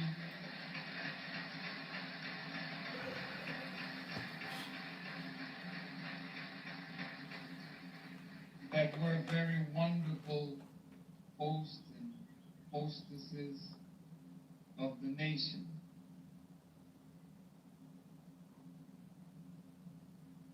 Brother Minister Dr. Alim and his staff from Washington. That's right.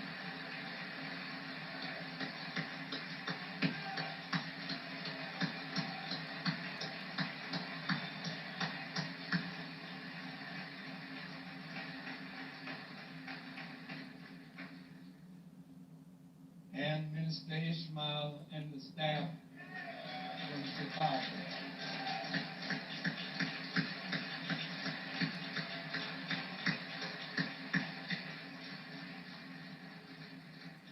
All of the presenters, all of those who came and were assigned to a circle and worked to solve the many problems of our nation. If you notice, I have a different mood today. I think it's quite evident. But I guess it's due to the nature of what I'm about to say.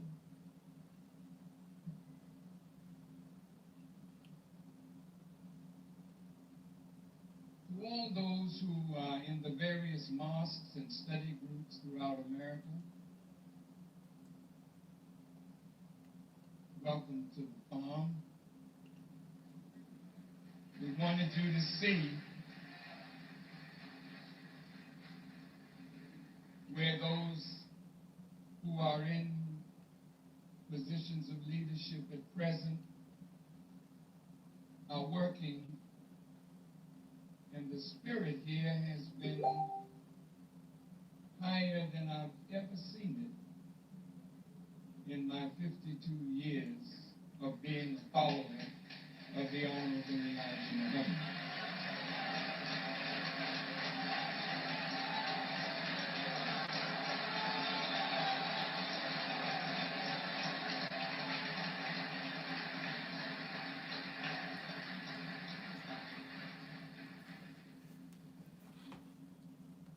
The reason that the spirit to me seems so high is because those who came with a mind to work.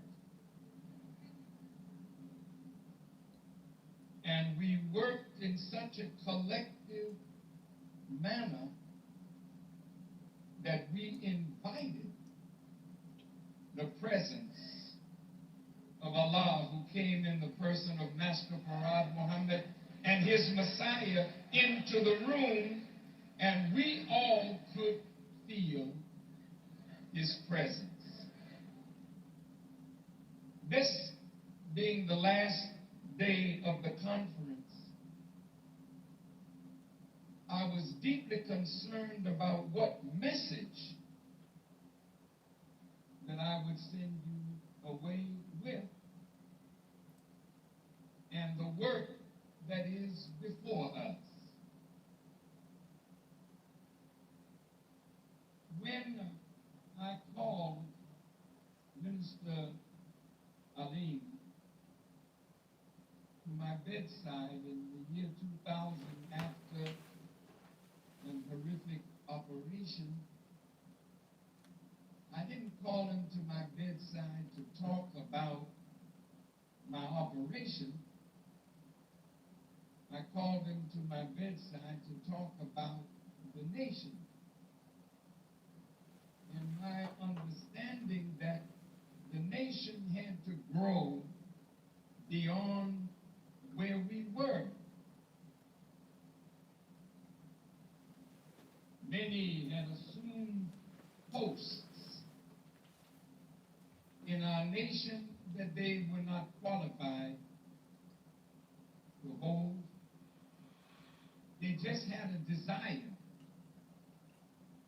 to help spread the word of the Honorable Elijah Muhammad, but they were not trained. And some did a fairly good job, and some used such a position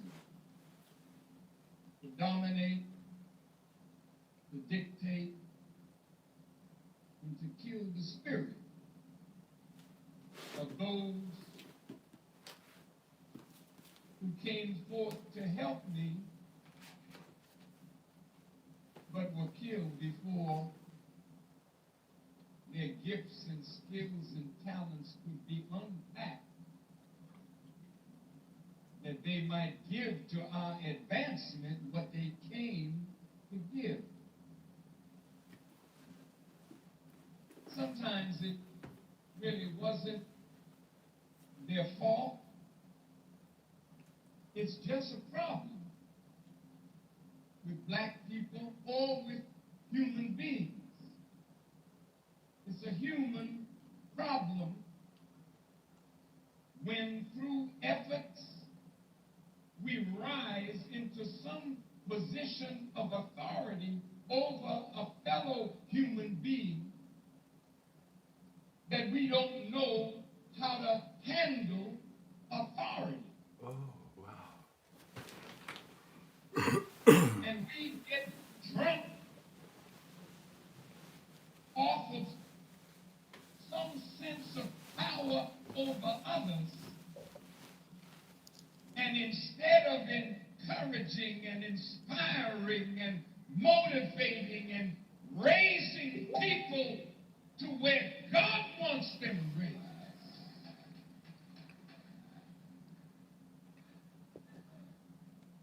the sick-minded ones want to make slaves of those who came to be free.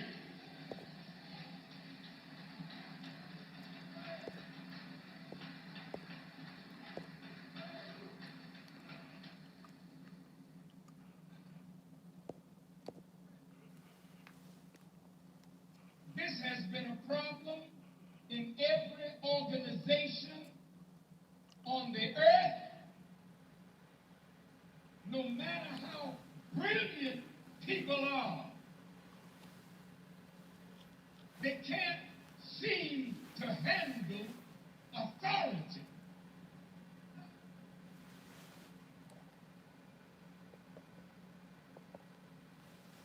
We get filled with ourselves.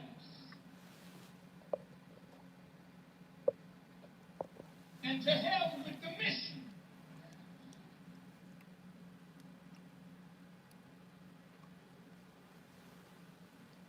So these that sit before me are in the most dangerous position that any human being can be in, because you have authority over the people of God, and you will be judged on how you use that authority.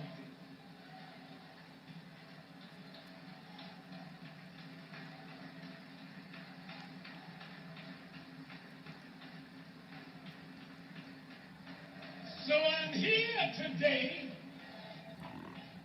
to serve a death warrant.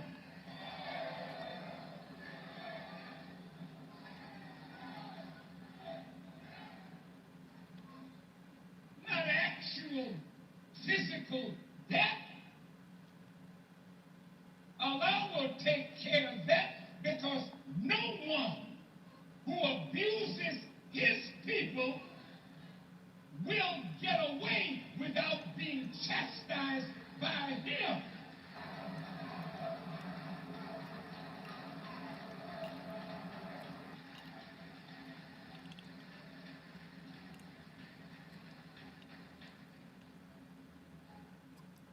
If the enemy who enslaved us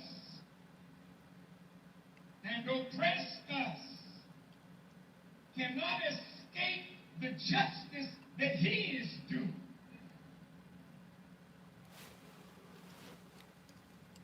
how does anyone in this room think that we can escape mistreatment?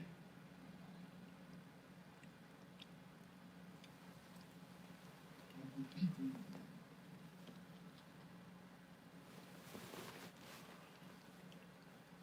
Our brother Michael Vick is being punished for mistreatment of a dog.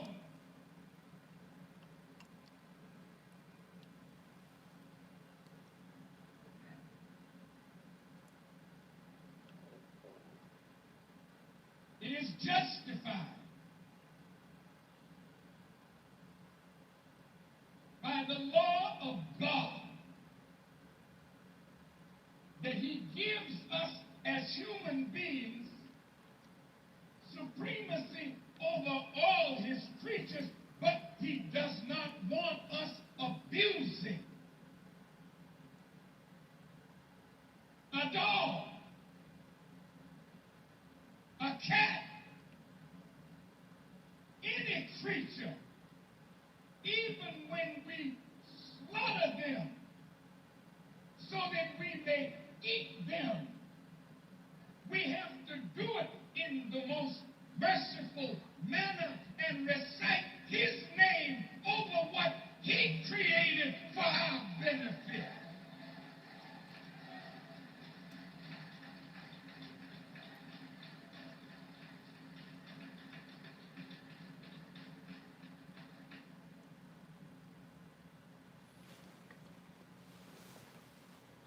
The law will punish us for mistreatment of the lesser life that has been created to serve us. How much more will he punish those who mistreat another human being, regardless of their color?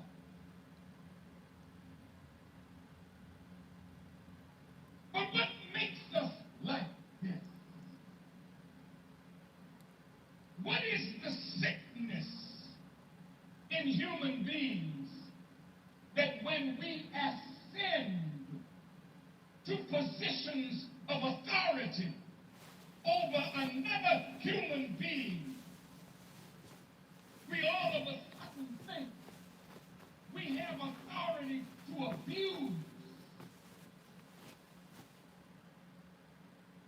So we talk to men and women like we're speaking to a dog or something less.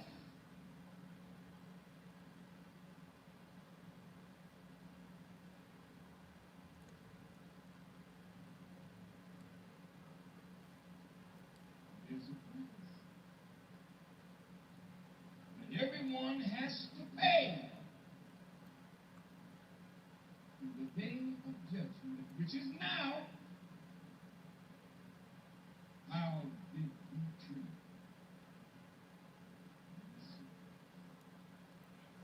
Chief, maybe we can pause it there. Muhammad didn't come to North America. Okay. It goes on, of course, for probably about 2 hours. and it's available on YouTube. And I would recommend everybody listen to it in its entirety. We just can't Yes. we can't do that on this limited time we have this morning. Right. But I wanted to play this in answer to some of those who questioned me in the last week, where they said, when did Minister Farrakhan issue a fatwa? Since I used that term, and he didn't use that term, but I think you clearly see what the fatwa was. So what had been done, as he explained, all of the laborers from around the country had come together in circles of dialogue and had literally solved all of the problems that had been put before them. And that explained the high spirit, the victory over problems and difficulties. So the fatwa, if I can make that interpretation, was given when a death warrant was issued. He came and issued a death warrant to people who were at the highest level of spirit that had ever been seen in the Nation of Islam.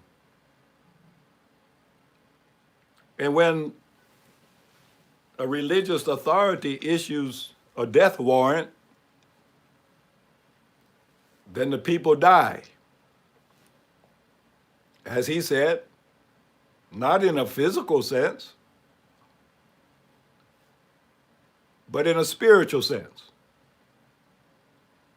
So issuing a death warrant to people who are ready to get up and do something, ready to get up and solve the problems, put into action what they had come up with, ready to build the 9 ministries, so that the people who got sick and had to go to the hospital, what hospital did they go to? And so dead people cannot do anything. Let me say that again. Since it's so obvious, you might overlook it. It's just a simple concept. You cannot expect dead people to do anything. Right. So if you want to stop a living person from doing something because you don't like what they're doing, what do you do to stop them? Kill 'em. You kill them. Yes. Then you don't have to worry about them doing anything. So when an authority figure, a religious authority figure, issues an edict, a religious ruling that includes a death warrant, then the spirit that was so much alive the day before dies. Yes, sir. And it has not been revived. And the dead do no work. All they do is rot in their graves. And so in the 19 years since that fatwa, since that edict was issued, the laborers that were so full of the spirit and anxious to get on with this work and build the 9 ministries, many of them have physically died and passed away. Yes, sir. I mean, I counted about a dozen or more in the crowd. They're no longer alive. No, sir. And the ones that still are alive, they're not in such good shape. Dead. So what must be done in 2026? Number one, to revive that spirit. And then to overcome the fatwa that prevented the action that followed the giving of the word. What must be done? Well, I think step number one is the minister needs to lift the fatwa, because those laborers, the ones that are still remaining and the new ones that have come on board since that time, they're under the impression that there's something wrong with the 9 ministries. They're under the impression that we shouldn't get involved with that. They're under the impression that, all we should do is sit around and wait and go to the enemy's hospital, send our children to the enemy's schools. Wait on the enemy's economy to revive and employ us. Yeah. Wait on the enemy's food chain to feed us. Wait on the arts and culture of this wicked civilization, to clean up its culture and its art. We need to wait on the Justice Department to give us justice.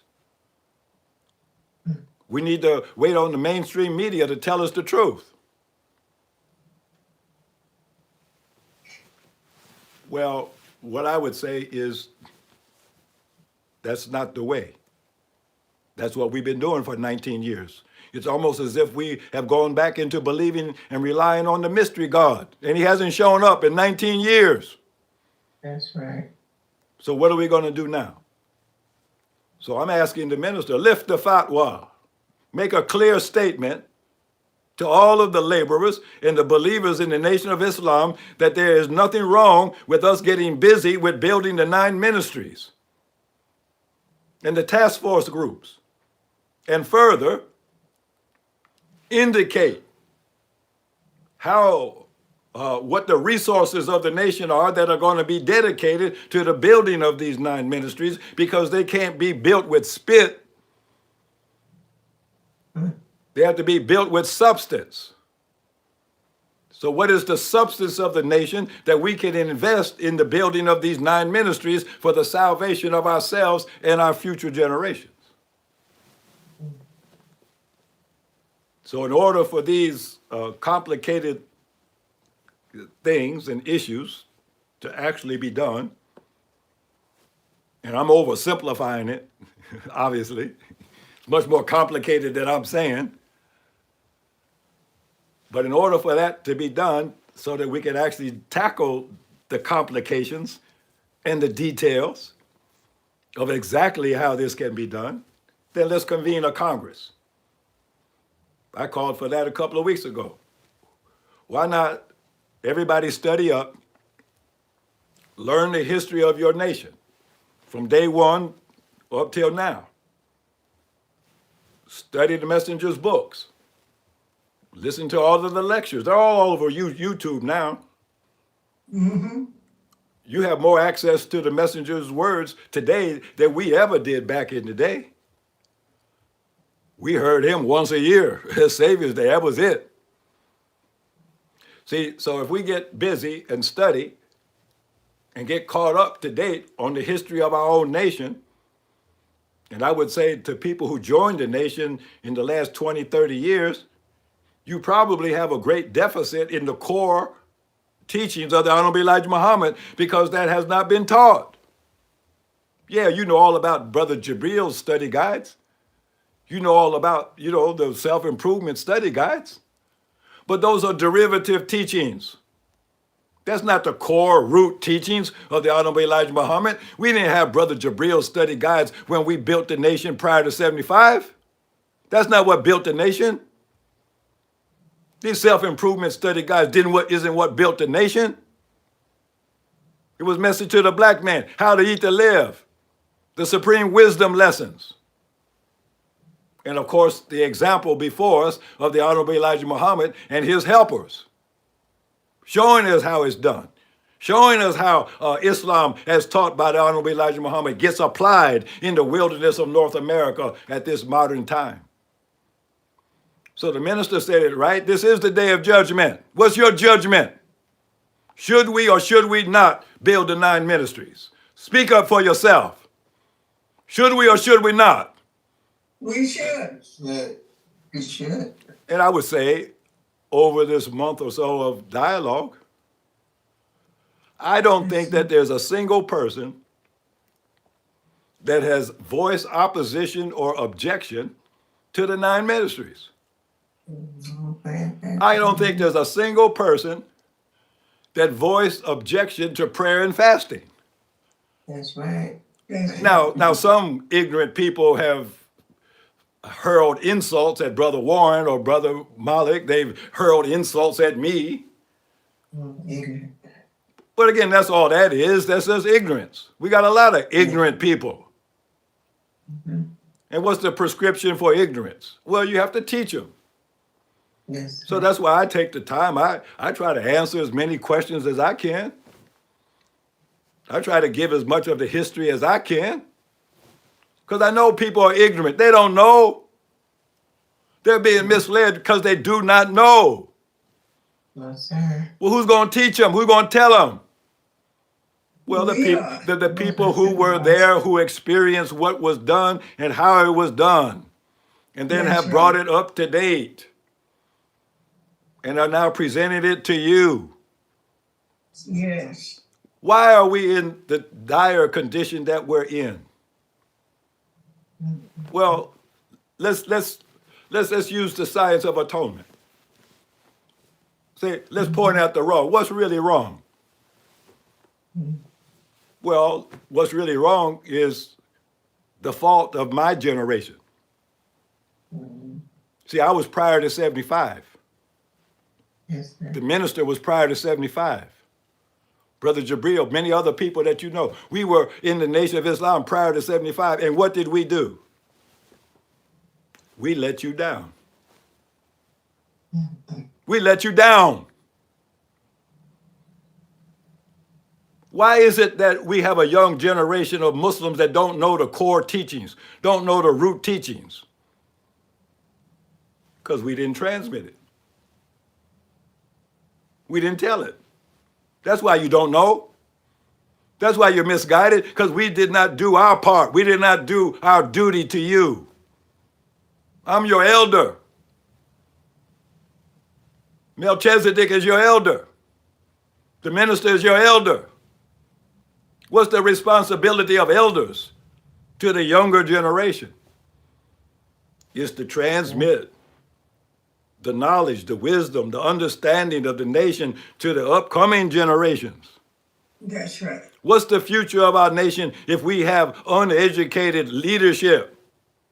The young ministers coming up don't know. The captains coming up don't know. So how are they to know? Unless there's somebody to teach them. And so we can wind this up at this point. There's always more to say. Haven't you noticed that? Yes. There's sir. always more to say. There's always something that you should have said. But time is the enemy. Time puts the limitation on all things. So the theme this morning was in the form of a question. Will Minister Farrakhan lift the fatwa that prevents people from getting enthusiastically as they were at that time in 2007? See how enthusiastic they were? Yes, sir. Well, if we could regenerate that enthusiasm, that high spirit again, then we could actually build these 9 ministries and take care of all of the things that plague us as a people and set ourselves in heaven while we live. That's what it's all about. In Iran, they want to know, is the new Ayatollah, is he going to lift the fatwa against nuclear bombs? Well, the messenger said our unity is more powerful than nuclear bombs.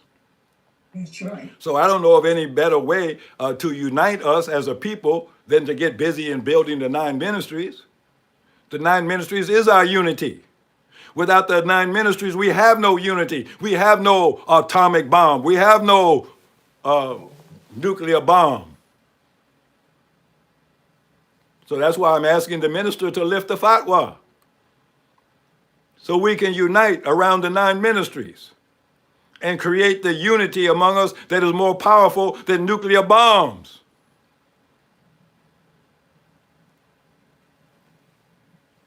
And let me repeat. You see, we're seeing the changing of the guard everywhere. Yes, Governments sir. are rising and falling. Leaders who have been leaders, they are no more. And they're being replaced by others. So the same is true in the Nation of Islam. We saw the passing of the baton from the minister to Minister Ishmael. Yes. I don't know, and you don't know how that decision was arrived at, but that's what was done. And so whether you like it or not, or whether I like it or not, or whether you think it was correct or not, and everybody has a right to their opinion. In some societies, people get to vote on who leads them. They have some say in it. In other societies, it's decided by secret council. That's what happened in 75. A secret council that included the FBI installed an FBI agent as the leader of the Nation of Islam. And you know what happened after that? Because we didn't get involved. We did not object. What did Trump say he wanted to do with Iran? He wanted to choose the Ayatollah.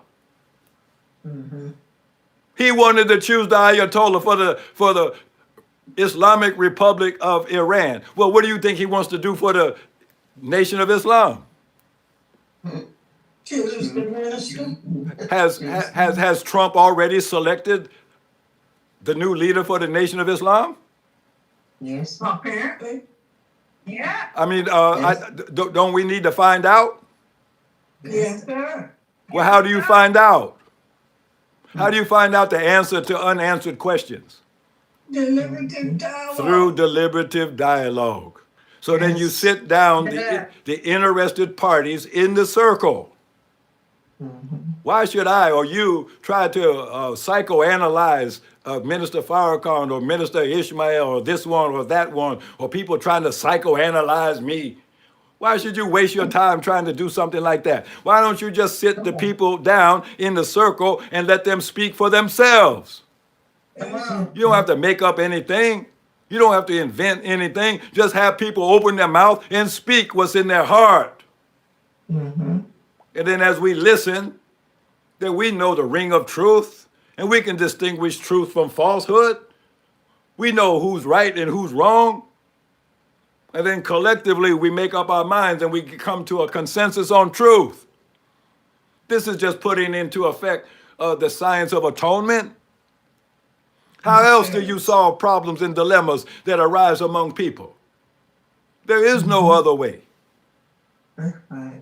So I'm asking that the minister lift the fatwa, make it very clear that it's okay to go ahead and build these 9 ministries, and then allocate the resources that allow that to be done. And then let all of us work for one common cause. And as we identify problems as they come up, then let us convene the dialogue and solve all of those problems. And let's get on with our progress and get into the hereafter. Because the alternative is death. That's right. So I think I will put a pin in it at this point. Tomorrow, prayer and fasting question and answers, as I said earlier, I'm going to raise some of the questions that people have put to me. You know, people have actually personally asked me questions, and see that they don't get on the Zoom and ask the question. They'll pester me privately, you know, but they won't identify themselves or come out in the public and voice their concerns. They stay in the shadows, you know, and then, you know, I'm looking at these comments that come up and they're saying all kinds of stuff. And I say to them, well, why don't you buy the book, the Deliberative Dialogue Manual, so you understand the rules, regulations, and responsibilities of deliberative dialogue? Because it seems like you're trying to say something, you're trying to express something. So why don't you learn how to do it in the right way so that your disagreement, if that's what it is, doesn't become disagreeable? And then a lot of the questions, you see that I see in the chat and here on YouTube, and people put to me, well, all of those questions are in the workbook. What do you think we wrote the workbook for? We raised all of the relevant burning questions that are plaguing the nation. What do you think we did all that work for? So why don't you do your part? Get the dialogue manual, get the workbook, and study it. Go answer the questions that are in the workbook from your own point of view. And then if Allah be willing, by July, when we convene a national Congress to decide on these issues, you see, then you'll be ready to go. You won't be lagging behind, not understanding the rules and how things go, and you're all confused and out of order, and we won't get anything done. So let's get in order. Let's learn what we need to learn. And then let's apply what we have learned to solving the problems that plague us all. Let's not be petty and personal. Why attack me? I mean, anybody that really, when I think about it, who doesn't like me? Who doesn't like me? Some people. No, they don't. They're crazy. The only people that claim that they don't like me are people that don't know me. That's it. They heard something somewhere from somebody, and they came to some conclusion about me that they don't, but they don't even know me. I know. They have not even talked to me. Yet they got so much to say about me, as though it's about me, and it's not even about me. Absolutely. Why are you wasting all your time worrying about me? Right. Why don't you worry about the condition that you're in? You and I are in the same condition. Don't you notice that? Yes, sir. We're in the same boat.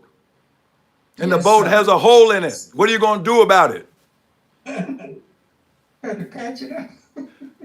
If you got sense. Mhm. But some people don't have that much sense. They want to argue, fuss, and fight while the boat is going down. They're silly. That's So let's abolish all the silliness from out of the nation. And that's what deliberative dialogue does, because you got to sit in a circle now with your brothers and sisters, and you don't want to appear silly and foolish by That's saying right. nonsensical things that are not relevant to the problem. You see, so a lot of problems are solved just because we come together and we dialogue. And of course, the dialogue is in the direction of what? Atonement. Atonement for the things that have gone wrong. Yes, sir. And if you fail to atone, then it means that you fail to point out what is wrong. You neglect what is wrong until it kills you. So point it out. And then do an investigation so you can acknowledge that what seems to be wrong really is wrong. And then make your report, which is your confession. Yes, we have looked into this. Somebody said something went wrong, and we looked into it, we investigated, and we found out, yes, it really was wrong. And here's exactly what went wrong, and that's your confession. So fourth step is repentance, isn't it? So now, Yes, now that sir. we know this, Yes, sir. now that we have this new information from our investigation and research, you see, now we have to rethink everything. We're back to square one. What did we think we were doing, and we ended up somewhere else? So now what adjustments must we make in order so we end up with what we want? And then of course that new plan is the atonement. That is the atonement. It's an action. It's a program. How do you know it's a true atonement? When it removes both the cause and the effect of what went wrong. You remove the Yes. cause of what went wrong so it can never happen again. Yes, sir. And then the harm that was done has to be corrected. That's the atonement. Now you are at step number 6. Now you're justified in forgiving yourself. Because what contribution did you make to the problem? What did you fail to do? Instead of blaming somebody else. Now you can forgive yourself for your own lack of vigilance and duty. And you can forgive others to the extent that they were also culpable in creating the problem. Yes, sir. And then after forgiveness comes what? Reconciliation. Right. In other words, we mend our differences, we come together. And then that leads to perfect unity. That's step number 8. And then, see, the step number 9 was never given in 1995. But to complete the process of atonement, you need the 9th step. The number 9 is the number of completion. So what's the 9th step? After perfect unity, what is number 9? It is unlimited progress. Unlimited. Unlimited progress. Isn't unlimited progress, isn't that the functional definition of the hereafter? Yes, sir. Unlimited progress. Yes, sir. For now you decide, what do you want? Is that what you want? That's right. Yes, Unlimited sir. progress Unlimited progress. or permanent stagnation? Unlimited progress. Okay, well, how you gonna get it? We're gonna You, repent. you get it through the process of deliberative dialogue married with the science of atonement. And you get it by constructing the 9 ministries and the 11 task force groups. That's the roadmap. That's the plan. Now you either do it or not. So thank you for your kind attention. May Allah bless us with the light of understanding and grant us mercy and forgiveness. May He not punish us for our mistakes or when we forget. May He grant us success and progress and prosperity and ultimate victory over the disbelieving people. Assalamu alaikum. Alaikum Alaikum salam. salam, sir. Alaikum salam, sir. Allahu Akbar. Alaikum salam. Thank you, sir. Blessings. Wa alaikum salam. So everybody, somehow we got off live now. I don't know what time it took this off, but I just got a call that we're off live. Did y'all recognize it? I didn't. Just got a call. Well, the whole thing's on YouTube, so you can always catch it on Yeah, it's YouTube. on YouTube, yeah, so it's still Hey, good now. come Backup plan. Yes, sir. So praise be to Allah. So everybody enjoy your day. Enjoy your day too. Enjoy your day too, Right, Chief. Very well, Doc, once again. Thank you, Dr. Lee. Thank you, Dr. Lee. Dr. Lee. You're more than Thank you, welcome. Dr. Alim, being a reminder for our nation. The pen. Allah Akbar. Allahu Akbar. Assalamu alaikum. Alaikum salam. Excellent.